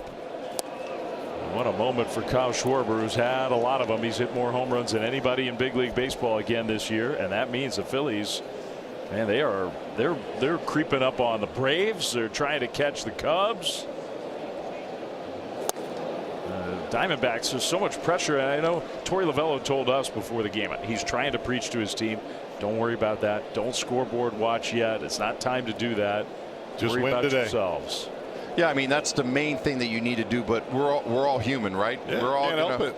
We always give the right answer. Oh yeah, we're not paying attention to the scoreboard, but you're always peeking up there to see what's going on with the other team. It's up there in right center field, and you know you're looking at it. You mentioned the Marlins. They won again today. Padres still playing tied in the bottom of the 6th. Look, and I think here with the Diamondbacks team, it's a scary team because you don't know which one you're going to get. And if you get that starting rotation on track with Fott the way he's been throwing Erod in a short series, it could be scary. That's what happened in 2023, where they kind of backdoored their way in on the last day of the season, and then the next thing you know, you're finding yourself in the World Series. Yep. You get hot at the right time, you end up getting in there, and you can move along. And maybe the depth of your starters aren't as important if you got a couple guys who can carry a lot of the load. Yep. But getting there might be the issue for this team, because every time they look up, those other teams are winning games. Bleday, strike 3 call from Clark.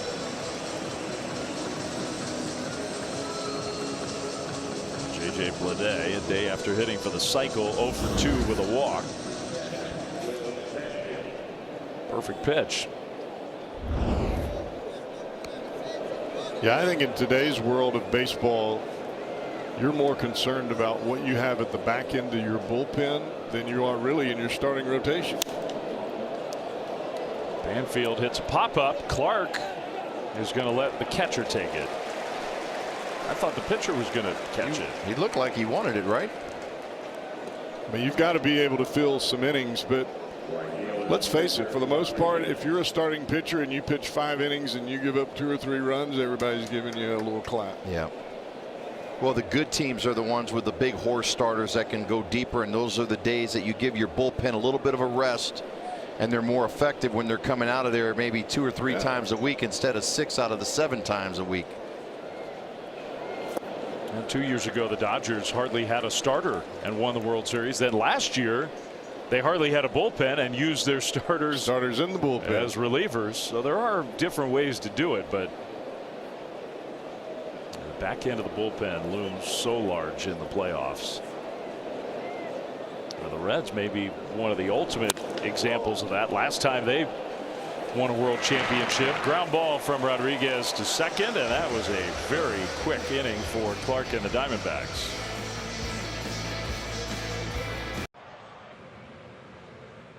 Leadoff on Peacock is brought to you by Liberty Mutual Insurance. Only pay for what you need. And by Ford. Ready, set, Ford. The Diamondbacks have not been around nearly. The Reds are the oldest professional franchise. Diamondbacks are just a baby compared to the Reds, but there's been a lot of crossover players over the years between these two. All good guys you showed there. They're all fun guys to be around, and they love being at the ballpark. Reggie Sanders, former teammate of mine when I was with the Reds. Eugenio Suarez, who's been a big part of the Reds game today. He and the Reds lead 3-0, bottom 6. Big swing by Vargas. 0-2. Well, I think the thing too that's most amazing about Abbott, I mean, he's getting into the bottom of the 6 here. He's at 68 pitches now in this ball game. Hasn't really had a high stress inning yet. Vargas back out of play. And I think a lot of that is because of the efficiency that he's had with the changeup. And when you're beating hitters at 92, 93 with a fastball, it's because you've got something off speed that they have to slow down for. Little poke shot into center field. Myers will get there. One away. Well, Corbin Carroll will come up here. Carroll is 1 for 2 with a double, and he's got a chance to have an historic season in a couple ways, but there have been very few 20-20-20-20 seasons. Homers, doubles, triples, and steals. That's a cool list, isn't it? Willie Mays, Curtis Granderson, Jimmy Rollins, Frank Schulte from way long ago. And you saw the totals from Carroll there at the bottom. He's got an opportunity to do it. Yeah, he's a special player, and I think when he came up to the big leagues for the first time, the organization realized that this guy's a unique player. Locked him up for a long time. He loves being here in the Valley. Not only that, but he's great in the community too. You know, a lot of times you look at these players and you're investing in them, what they do on the field. Right. He's just as important what he does off the field, and it's great to go around the city and see all these little kids wearing that number 7 jersey all around the community. He is the man. He hits that one to center field and deep. Myers at the wall. He's going to jump. It's off the wall. And Carroll is sprinting for third. There's triple number 16.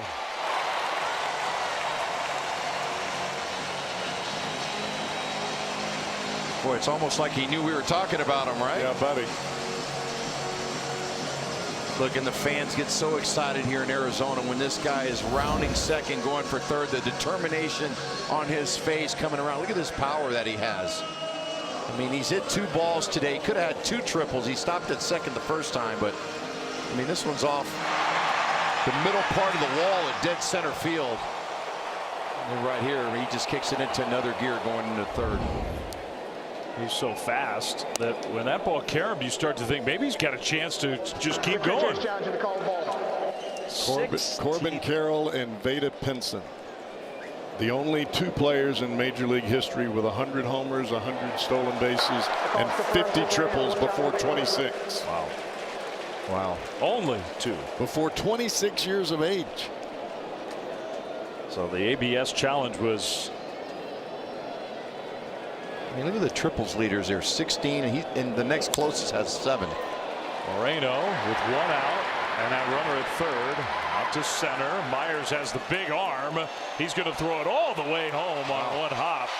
But Carroll scores. There's the first run for the D-backs.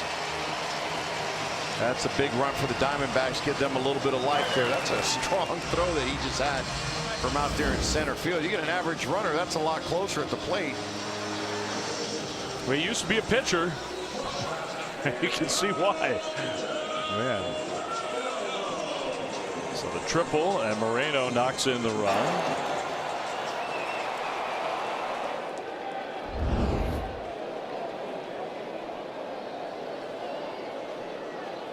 Two down. Perdomo, line drive, base hit into right center field. You know, we make a lot of play about home runs because it's an automatic point. I get that. But that play right there from Corbin Carroll, that's about as exciting as it gets. Sure is. Hey, just one last note on all those triples. You saw he's lapping the field. Nobody else is even close. The Reds as a team have 12. Wow. He's got 16 all by himself. That's the whole team on the other side. It's amazing. Everybody's double is his triple when he looks at it. You know, at the end of his career, he's going to be up there with a boatload of triples, because he doesn't look like he's slowing down in his speed, and he's still a young kid. But he comes out of that box, I mean, with some serious aggressiveness. Well, on his singles, he's thinking double, and on his doubles, he's thinking triple. So, you know, they always tell you be aggressive out of the box, aggressive out of the box. He does that every time. And I think that translates to the other guys on your club, because if he's the one that's running down the first baseline full speed, if you're a rookie, how can you not do it? Yep. He's your superstar. Arenado, big swing and miss.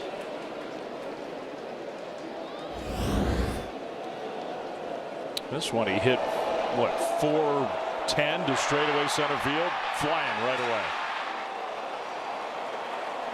He knows that big wall's out there. Easy triple. 2-2. I mean, he was slowing down going to third. Yeah. Well, that's why I was surprised in the first inning when he hit that ball off the wall to right field. He didn't try to go for 3, because usually when that ball's still in the outfield like that, he'd go for it. Perdomo, and he was going. Abbott stepped off and flicked it over there, and Perdomo somehow got back. You know, that's an interesting play there. Many years ago, the tag on the foot, you were never out. You were always safe. Now, with the advent of the replay, you tag on the foot, you got a chance. Yep. This would be a spot for a steal. He's not going anywhere, and Arenado goes down swinging. Chased a high fastball. So the Diamondbacks get their first run of the game, and this is the guy who got it going. Man, what a talent. Corbin Carroll going for a 20-20-20-20 season, and he got a triple closer. We go to the 7th. It's 3-1.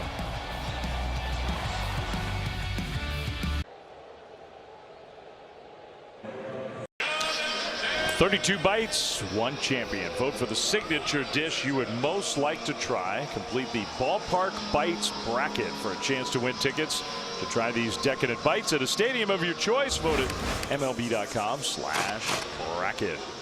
Alongside Jeff Brantley and Luis Gonzalez, a couple of all-stars who cover these teams so closely. Cowboy with the Reds, Gonzo with the D-backs.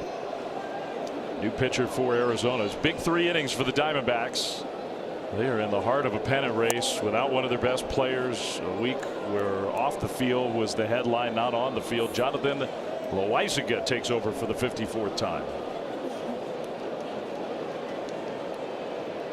You see the big splits. He's been so vulnerable against left-handers. He's been dominant against righties.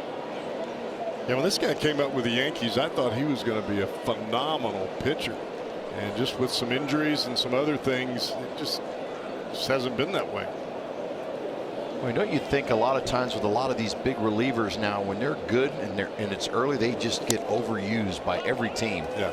I mean, they just keep running these guys out, especially if they're successful and they're in a stress situation. They run them right back out there. And the part that we never really consider is how many times they actually warm up in the bullpen without coming into the ball game. Get ready, and then you don't come in. The batter is challenged with a call strike. Get a challenge from De La Cruz. He might be right on this one. ABS challenge powered by T-Mobile. Ellie does not challenge much, but when he does, he's usually correct. Overturned. He has 1 challenge remaining. That's a big call. Instead of 2-2, it's 3-1. Diamondbacks just got their first run. Trying to hold the line, down 3-1. De La Cruz, a little cue shot, foul. We're going to show this home run yesterday, right? Sure. Ellie De La Cruz. Look at this one, middle in. Put that to the back part of the bullpen up top. I've been here a long time, played a lot of games, seen a lot of games here. I've never seen one hit that far back over there in that corner. Change up, strikes him out swinging. We do have a policy on this show. If it lands in your driveway after it bounces, then we show it. You got to bring it back too, right? That was a moonshot. Not this time though. Here's Sal Stewart. That's a big first out for Loaisiga. Stewart drove in the first run for the Reds. On the ground to second on the first pitch here. 2 down.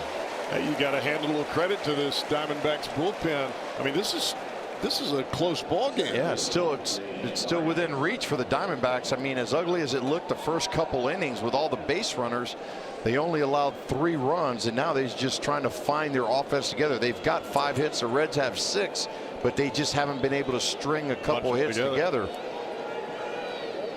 Well, and I know we're not supposed to. Torey Lovullo told us don't scoreboard watch, but the Cubs are winning, the Padres are winning, the Marlins have won, the Phillies have won.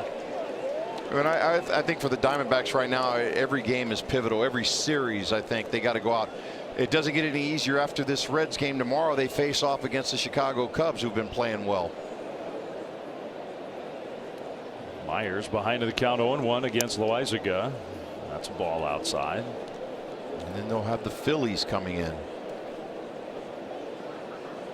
And before you know it, it's going to be September 1st. We're a week away.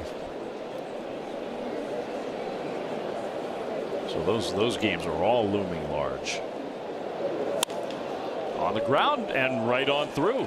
Myers inside outs it, and he's on base for the 3rd time today. I think that's one of the best things that Major League Baseball did was adding that wild card, because it just keeps a lot of teams, a lot of cities just in tune with everything. I mean, we're focused on not just your own team, but everybody else, to see what the other teams are doing in front of you and behind you. Yeah. Well, it keeps up the competition. It's kind of dampened the trade deadline a little bit. I think that's one of the reasons that they moved it back. I mean, the Padres are a good example. The Padres are winning again today, 5-1 now in the 7th inning. They're up until like a couple days before the deadline, we were hearing Mason Miller might be on the move. Instead, they buy. They've been one of the best teams since the deadline. Well, they're starting to hit. Yeah, the big boys are doing it now. Stevenson got jammed. Flipped to second for the force, and Loaizaga has a solid inning. 7th inning stretch time on this Sunday. 3-1 Reds. All right, let's check out today's unstoppable moment presented by Can-Am, and maybe a string of moments. The lefty starter Andrew Abbott for the Reds. He's been fantastic, hasn't he? He has used that changeup. We've talked about it the entire ball game. It's kept these Diamondbacks off of his fastball. Against a lineup that does so well against left-handers as well as any team in baseball. 6 innings, only 1 run, 81 pitches through 6, and a first hitter base hit for Tawa on that changeup. His 2nd hit of the game. He took a wide turn, but he'll go back. And for the first time really in the game, the Diamondbacks feel like they got the momentum on their side. And once again, they were in this situation a few innings before, and Lawler, the last time up, tried to bunt for that base hit when Tawa led off with an infield hit or with a base hit. Bullpen's going for the Reds. So we'll see how Terry Francona wants to manage this. Lawler gets jammed, hits a little soft floater. It's going to get down. Now here come the Diamondbacks. 2 on, nobody out. I told Luis before we came back for this inning, if the Diamondbacks are going to get Abbott, it'll be right now. And they've started out with a couple of flare hits.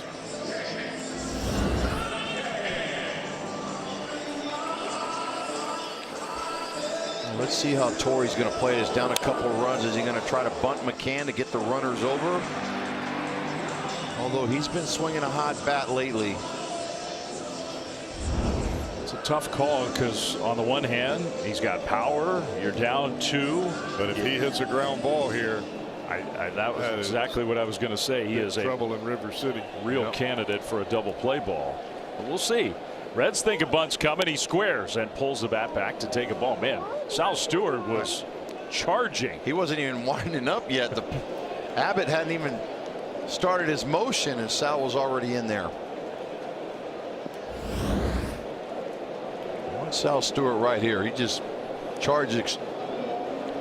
He kind of paused a little bit. He had a little flashback. Now it's 2-0. Came in again. Even the possibility has the Reds in motion. With a left-handed pitcher on the mound and you're charging that aggressively at first, sometimes as a pitcher that charge is in the corner of your eye and takes your concentration off the mitt. Here he comes again. McCann this time not showing bunt. It's 3-0.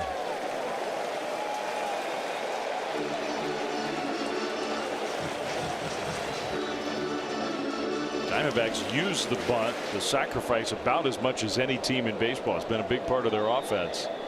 But 3-0. McCann's not going. Well, he shows bunt, but he's not bunting. He takes ball 4.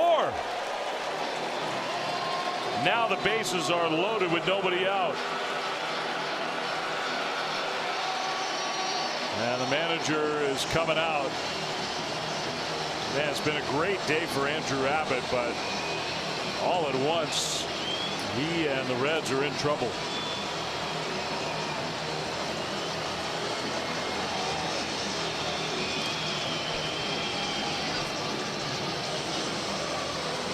And he gives the ball to Terry Francona.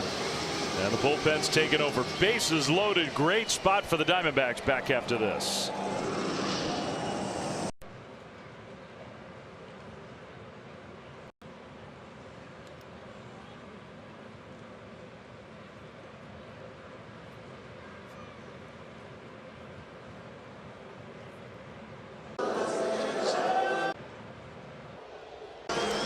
T-Mobile, America's best network, connects you to America's pastime. What a spot for Luis May. Bases loaded, nobody out, a pinch hitter.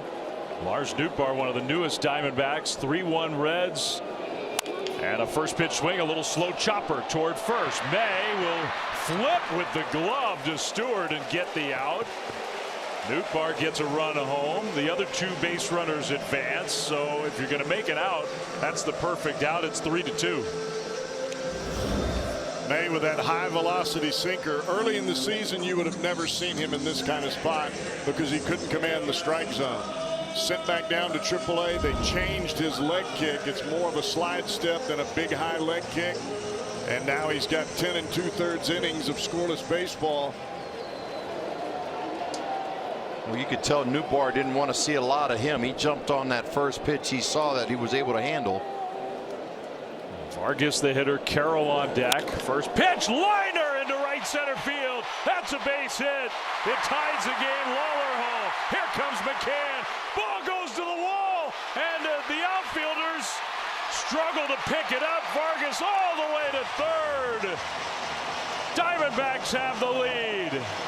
It looked like Hector Rodriguez slipped as he went to slow down to catch the ball, and he slid past the ball.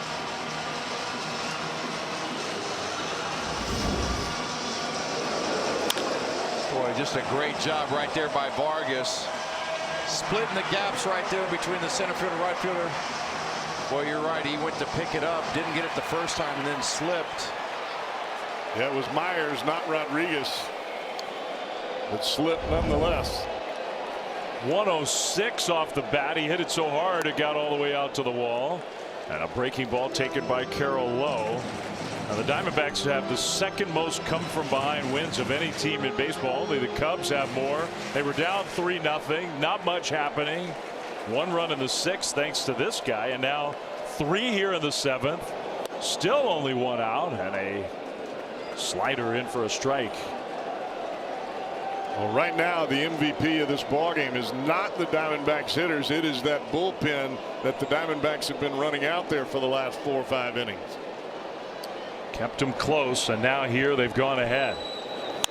That one is hit to right field. That should be deep enough. Rodriguez catches. Vargas will tag, and the ball flies out of the hand of Rodriguez. It goes to right field. It's 5-3 Arizona. Well, I think that ball just slipped right out of his hands when he went to throw it. And it looked like he was trying to be a little too quick. And instead of coming to the plate, the ball went to left field. I mean, it might not have mattered, but you don't see that very often. How about this throw? I can't honestly say I've ever seen that. J.J. Bleday here. You take it. I'm sure we're going to see that one again in some highlights. I would say you're correct. Might have to get the StatCast tracking on that throw. Oh boy. Yeah, camera. Do not blame the camera operator. You're not expecting to have to follow that one in that direction. Boy, this is kind of D-backs baseball, the way their season goes. I mean, they've kind of lulled themselves through the first 5 or 6 innings, and then all of a sudden they wake up right there at the end. Keep it close enough. And no pun intended, they kind of snake bite you.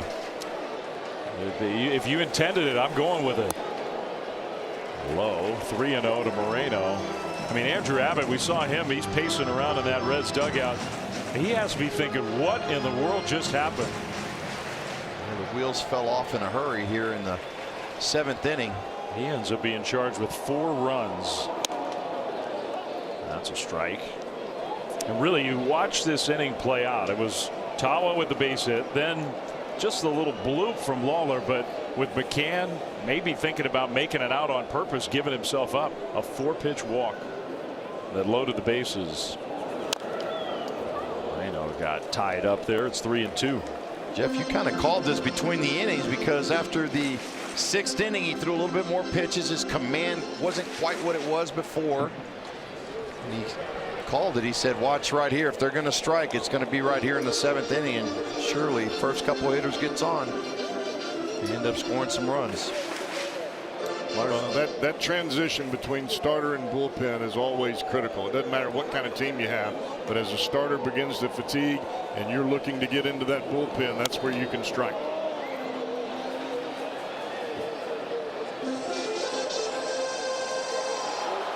Count 3-2. Boy, and it kind of happened quick on May. They were very aggressive coming out. Nootbaar first pitch, Vargas first pitch.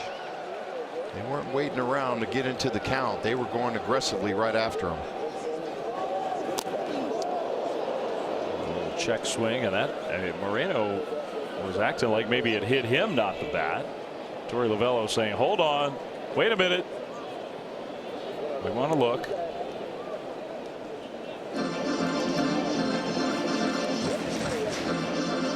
Okay, we're good.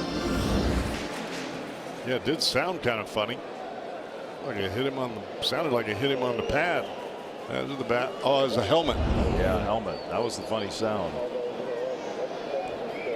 3-2. That's ball 4. So the inning continues. I mean, look, we're not killing the guy because Dave Myers is a really good outfielder, but it has been an eventful week for the Reds outfield defense. I mean, the throw we showed you from Rodriguez. Okay, that's not great. And Myers, the play that really set up that extra run with Vargas, he fell down, and it was earlier in the week, 1 strike, 1 out away, and you figure 999 times out of 1,000 he catches it. The Cardinals tied the game, came back and won it. So yeah, that was a heartbreaker. That's tough. And look, the guy's a really good defensive player. It happens to even the best of them. But the slip and fall in this inning, the weird throw. Well, you can really see the frustration on Andrew Abbott's face. The way the whole thing is played out. Perdomo bunts it foul. I don't think you can believe what's going on. I mean, it happened so fast. It really did. Base hit, blooper walk. You get the fielder's choice to bring in the run. And then Vargas comes up with a triple. 5-3 Diamondbacks, a 4-run inning. Perdomo showed bunt again. He's going to challenge that pitch. I think he's right. Challenge the call strike.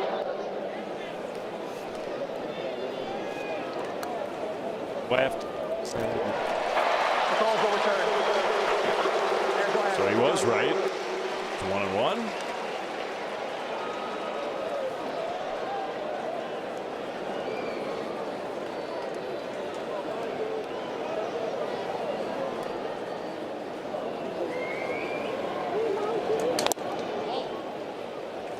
Well, we talked earlier in the game with Vargas, Perdomo, Gabby Moreno. They do such a good job of working the count, especially Perdomo and Gabby Moreno.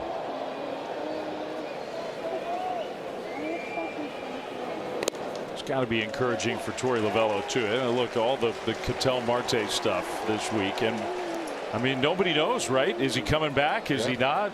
And they need some other guys to step up.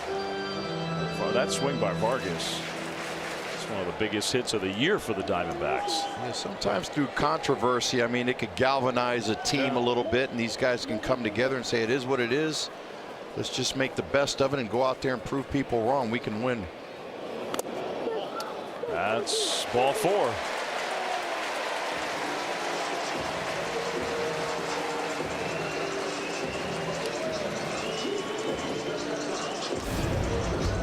Want to stay up to date? Just tell Siri, show me today's MLB scores. Derek Johnson's coming out. The Matt Tracy. Oh, Matt Tracy, my bad. I was like, that's not Derek Johnson, is it? No, that's not DJ. Matt Tracy is the Reds' acting pitching coach right now.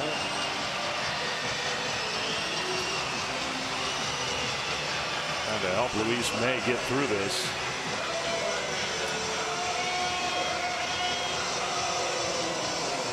This is the 9th hitter of the inning is Nolan Arenado. Now the Reds were up 3-0. They were up 3-1 when this inning started.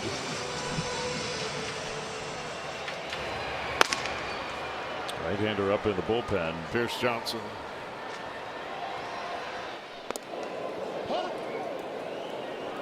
Arenado takes a strike. 3 walks in the inning.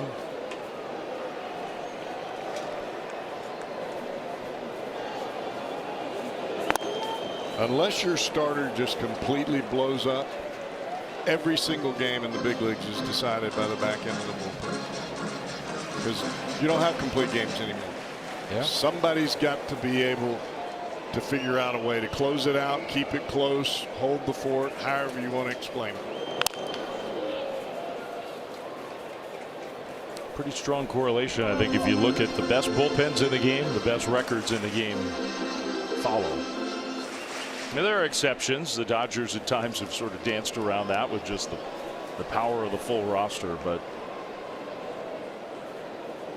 a lot of the best teams right now, the teams that are playing the best, are the teams whose bullpens are awesome. Red Sox bullpen, great. Padres bullpen, great. Tough inning for the Reds, and the Diamondbacks come roaring from behind, and we go to the 8th with Arizona ahead 5-3.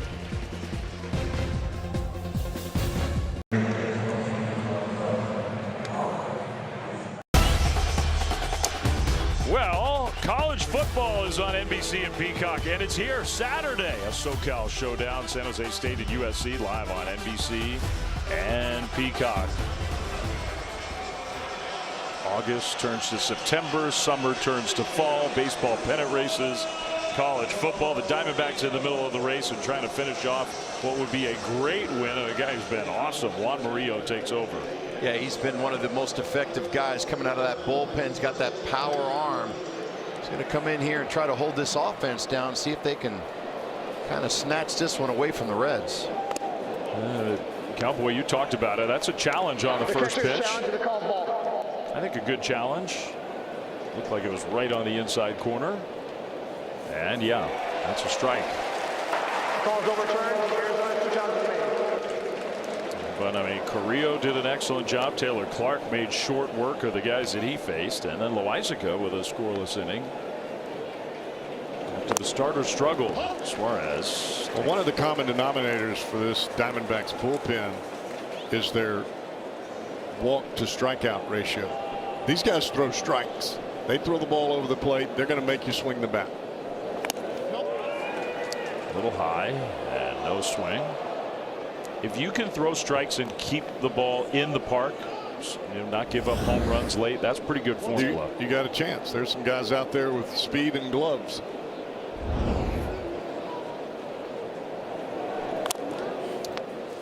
Still 1-2. That's a 92-mile-an-hour changeup.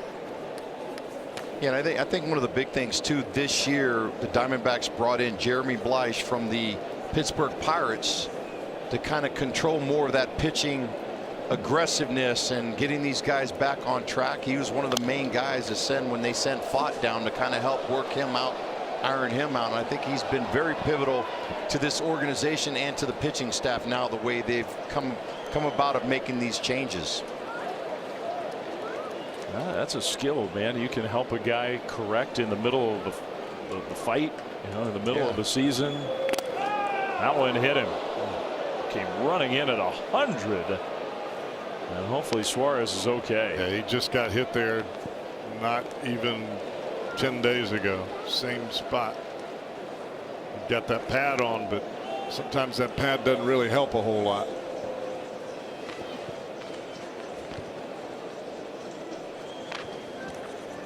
The Reds need base runners. That's a painful way to get one, though.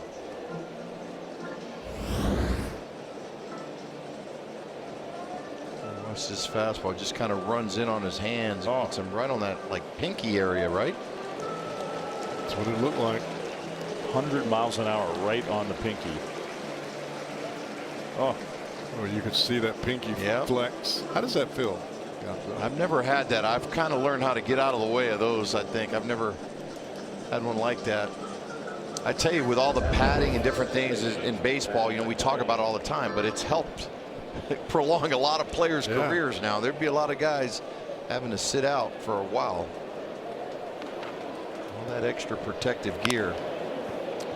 My friend, our friend Dwayne Kuiper would say, if you asked him, how does that feel? He would say, well, just go out to the garage, go find the hammer, put your hand down on the slam it, workboard, and just slam the hammer down on your finger, and now you know. Don't tap it. Go full speed. 0-2 to McClain. He was 0 for 2 with a walk today. This is a big AB right here for Murillo. I mean, after he hit a batter, your team's up by a couple runs. You got to make good quality pitches right here. Hopefully get a ground ball or something to try to get him out of it.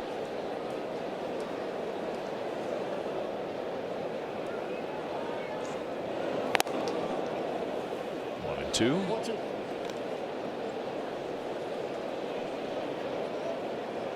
A roller coaster kind of game, but you still got to get 6 outs after you come from behind, and it's only a 2-run lead. 2-2. Well, I think, Cowboy, you could tell us too. It's great if you could throw 100, but if you can't control it, it doesn't mean anything. I mean, you always talk about guys in the minor leagues that throw over 100, and there's a reason they're not in the big leagues. It's because they walk every hitter that comes to the plate. They're trying to throw it so hard they have no command on their pitches. It's a very big pitch right here for Murillo. He's gone from 0-2 to 3-2. He got him. Got that fastball up and in. He's got that arm side movement. He just got to figure out where to start it.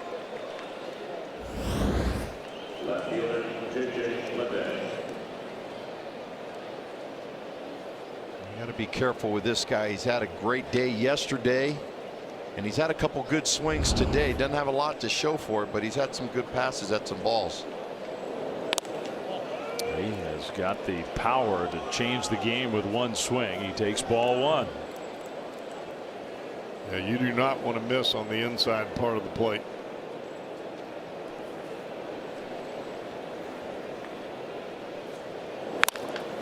On the ground to second. There's one. Throw to first. Not in time.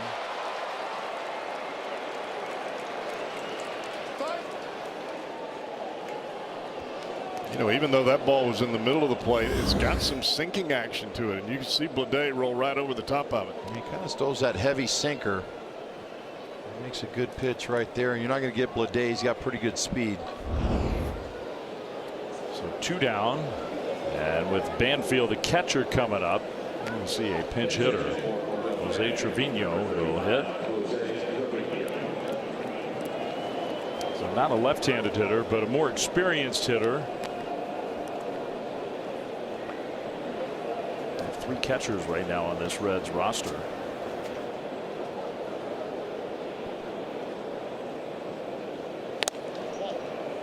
Inside, McCann will challenge this one, but I don't think this one's going to be as successful. That's a ball. The call is confirmed. Arizona has 1 challenge remaining.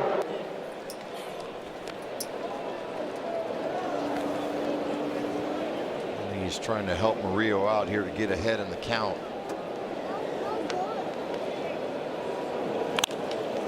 To center field. Barroso, who just took over in center there to make the catch. Midway through 8, Diamondbacks with a 5-3 lead.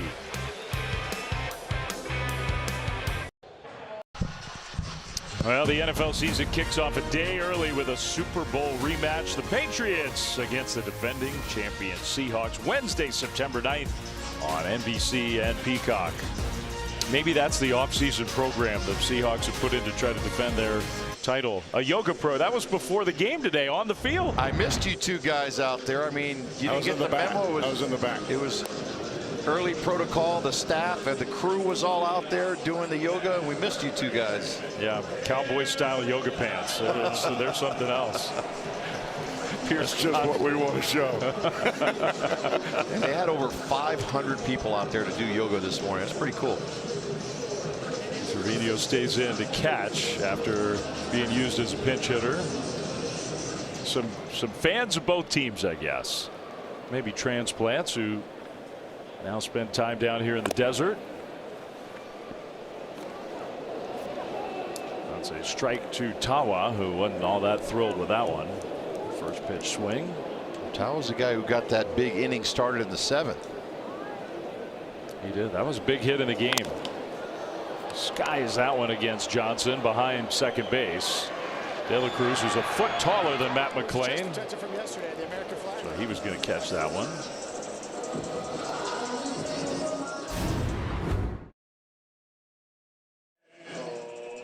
Because only your local Ace has all the best brands in one place, like Weber, Big Green Egg, Traeger, and Blackstone. That sounds pretty perfect. Ace is the place with the helpful hardware, folks. Here's Jordan Lawler now playing left field. Started the game in center. He backed up that Tawa hit with a hit of his own. Last inning, Diamondbacks came from 3-1 down and now lead 5-3. 3 outs away from a win and a series win. You got the left-hander Garcia warming up in the bullpen for the Diamondbacks. D-backs just recently let go the guy who'd been the closer here for most of this season and on and off before that. Lawler on 1 hop, and now the arm. De La Cruz 2 hops, got him. Ellie has done that more and more on the ball that's really in deep shortstop into left field, throwing it on the bounce rather than trying to airmail it all the way across the diamond. Yeah, and I think that turf helps too. He's used full advantage of the turf field.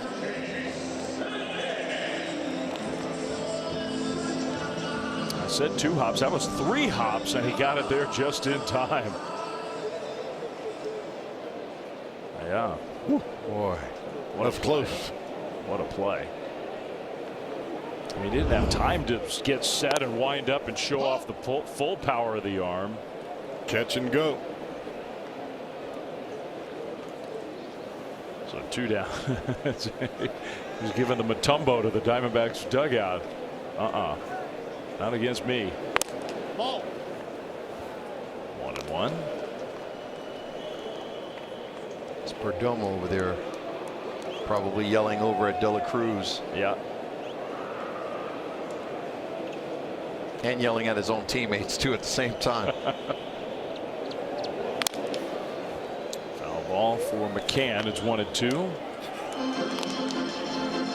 Well, for the Reds, you get the 9 spot and then De La Cruz and Stewart. So you're down 2, but you get the right guys coming up in the 9th inning.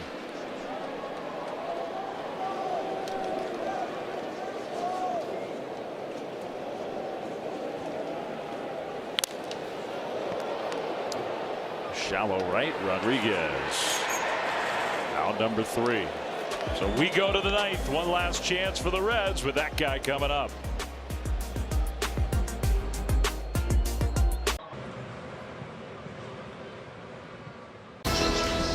Well, Well, next week on Sunday Night Baseball, these Reds with Elly De La Cruz heading to Chicago to take on PCA. I think he's the front runner for the MVP. I mean, Ohtani's there, but Crow Armstrong has been amazing from Wrigley next Sunday on NBC and Peacock.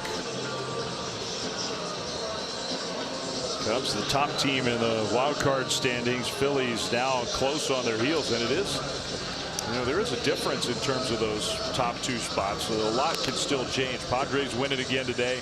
They're red hot. Diamondbacks trying to keep pace with a come from behind win. They're 2 behind San Diego and 3 outs to go to get a win and a series victory. Yeah, there's no doubt this would be a huge win right now if the Diamondbacks can come back and take this series 2 out of 3 here.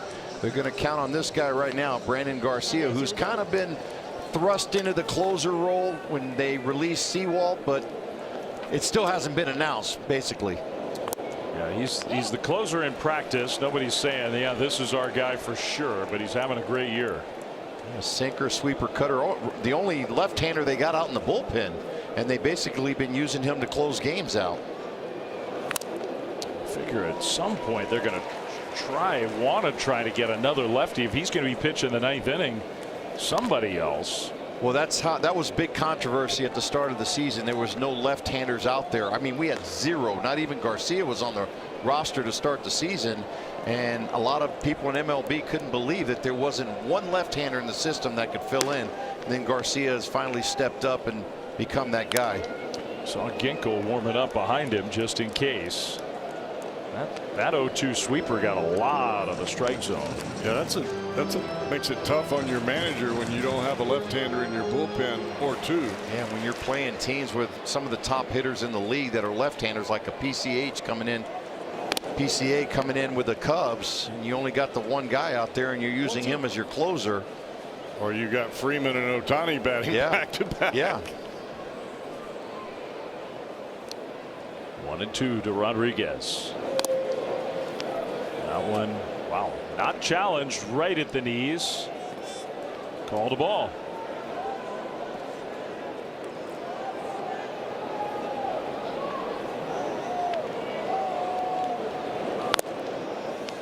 He misses.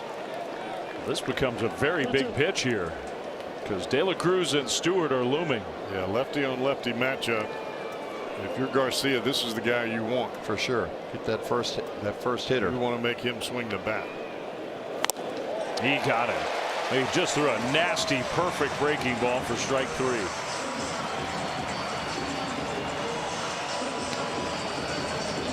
You guys talked about it. That was a big first out here with that two-headed monster right at the top of the batting order there with De La Cruz and Stewart. Definitely don't want to have traffic out there when these guys come up. So can Elly get on base, give Stewart a shot? That one called a strike on the outside at 99 miles an hour. I mean, that is easy gas. The little arm side movement at the end. De La Cruz 1 for 4 with a double and a run scored. Got the high strike there with the cutter. He's got a couple different ways he can go at him here. He's a sinker, sweeper, cutter guy. Bury that breaking ball right here. 0-2 on the ground to second base. Vargas throws out De La Cruz, and the Diamondbacks are 1 out away. Yeah, this has been one heck of a comeback from the Diamondbacks because they look like they were dead in the water for the first 5 innings. Well, they did. They kind of sleepwalked through it, and then all of a sudden, a couple hits here and there, and then that big triple there by Vargas really opened the game up. Diamondbacks bullpen has been spot on in this ball game. Key to the game today. Stewart's going to challenge. You got one left. You might as well use it. But I don't think it's going to be a successful challenge. It is a strike. The call is confirmed. No challenge remaining.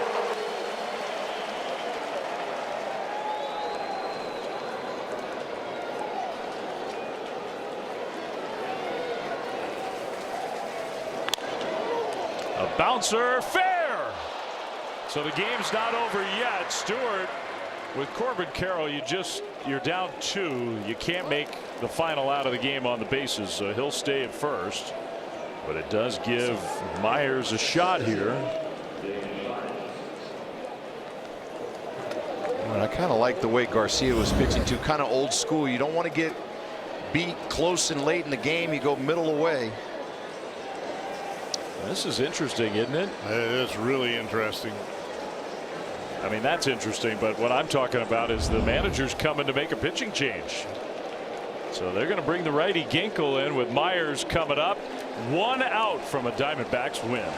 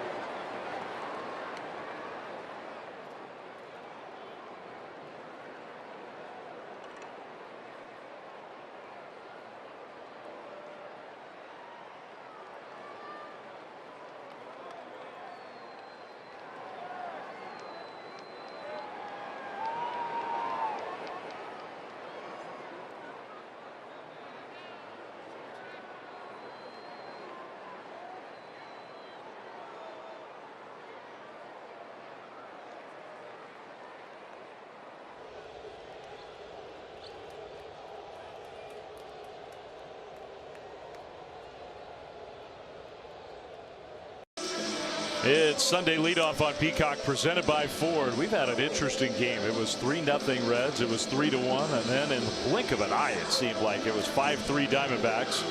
And Torey Lovullo, 2 games behind the final playoff spot in the National League. He's managing this like a playoff game. Kevin Ginkel to try to get the final out.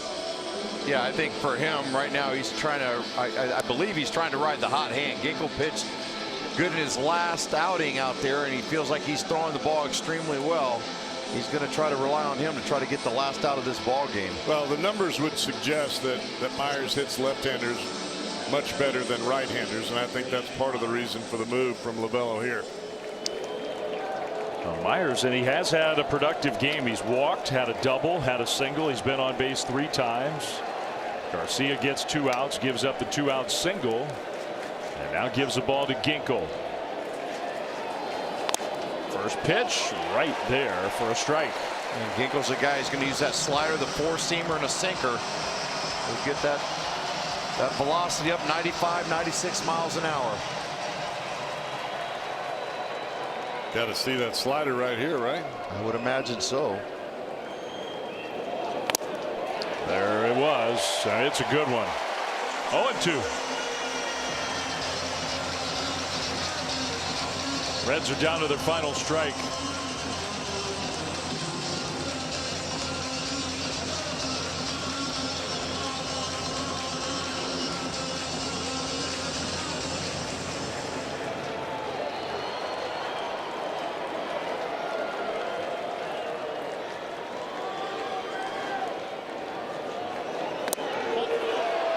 Outside. That slider from Ginkel is not a right to left breaking ball. It just looks like it's got gyro spin breaking straight down. That's tough to read for a hitter. A little bit of depth to it.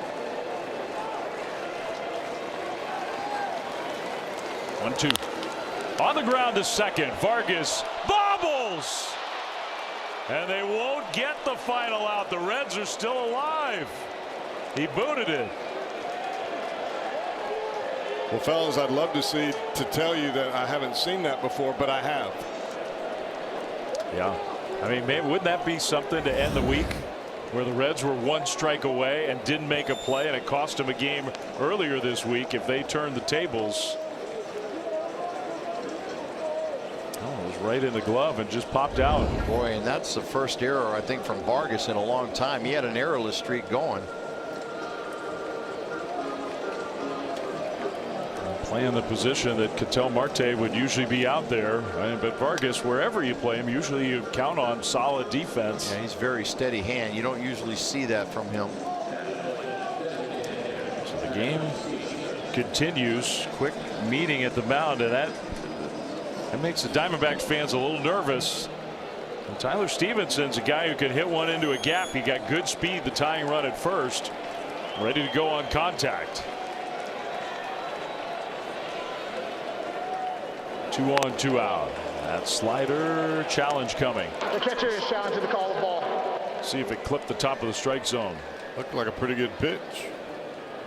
It is a strike.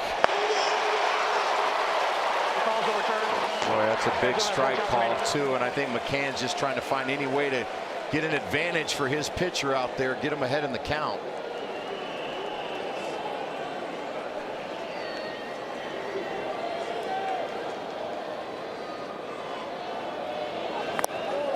Oh, 2.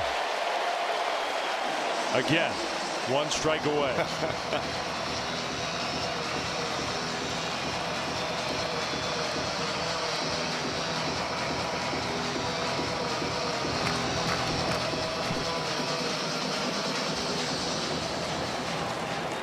Gotta throw that again.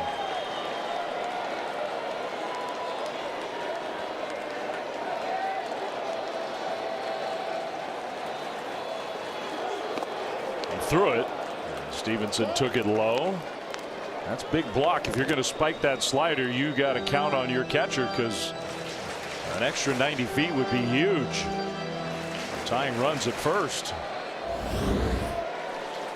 Well, I think he was extra cautious with this one, trying to bury it down in the dirt. He didn't want to leave anything hanging out there for him.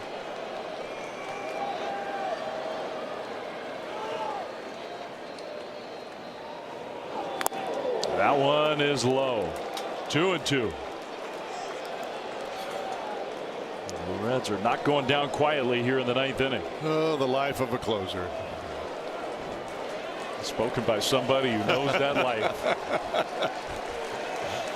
He had the last out. Walking on the tight wire, baby. Oh, spin move.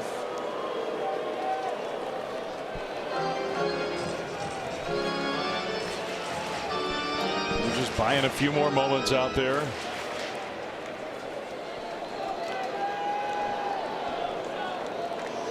He's going to step off. So now he doesn't have one of those left.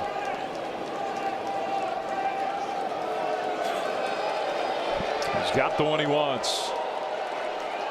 2-2. Oh, Stevenson just managed to stay alive. Steady diet of that hook.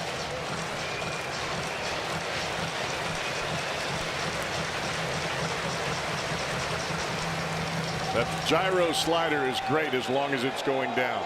But if it spins in the middle, you know what I'm talking about. Yeah, there you see the pitch sequence. All sliders you've seen this whole at-bat.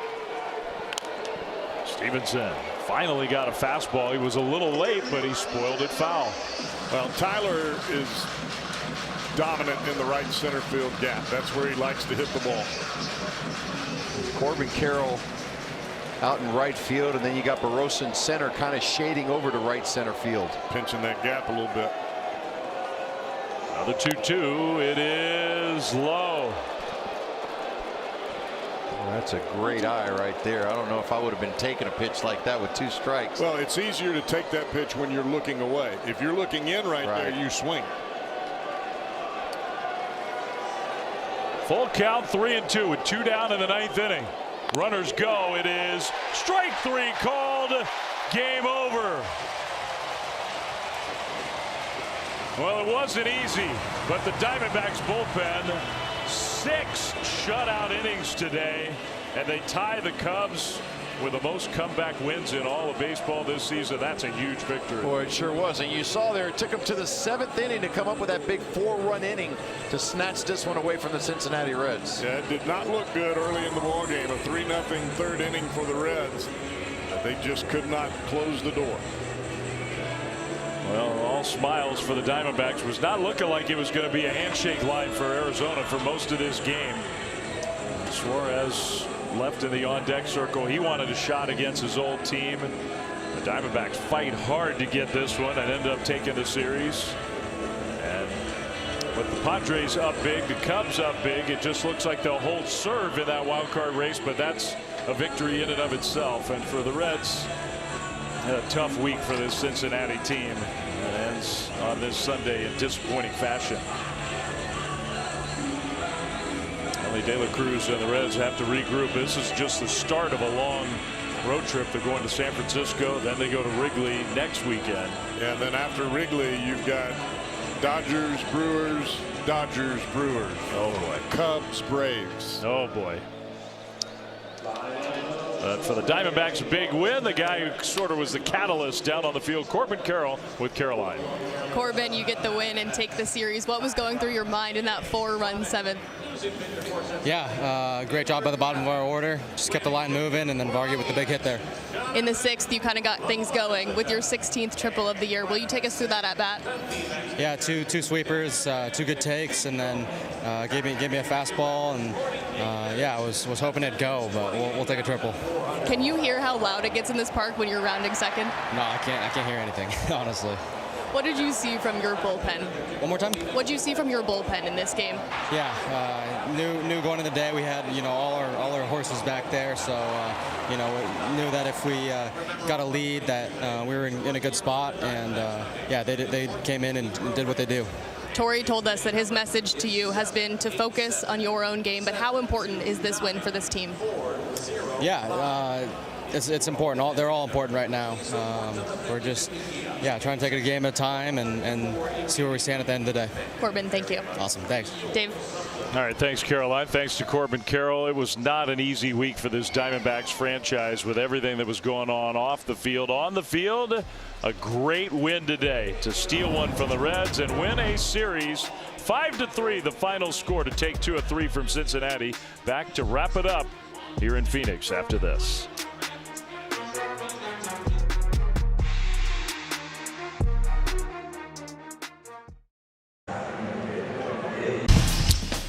All right, it's time for your Peacock picks of the week. Tracy Morgan and Daniel Radcliffe star in The Fall and Rise of Reggie Dinkins. Stream the hit NBC comedy now before new season premieres this fall. Then Premier League is back. Get live coverage every match day before kickoff on Premier League mornings. And how about a true baseball classic?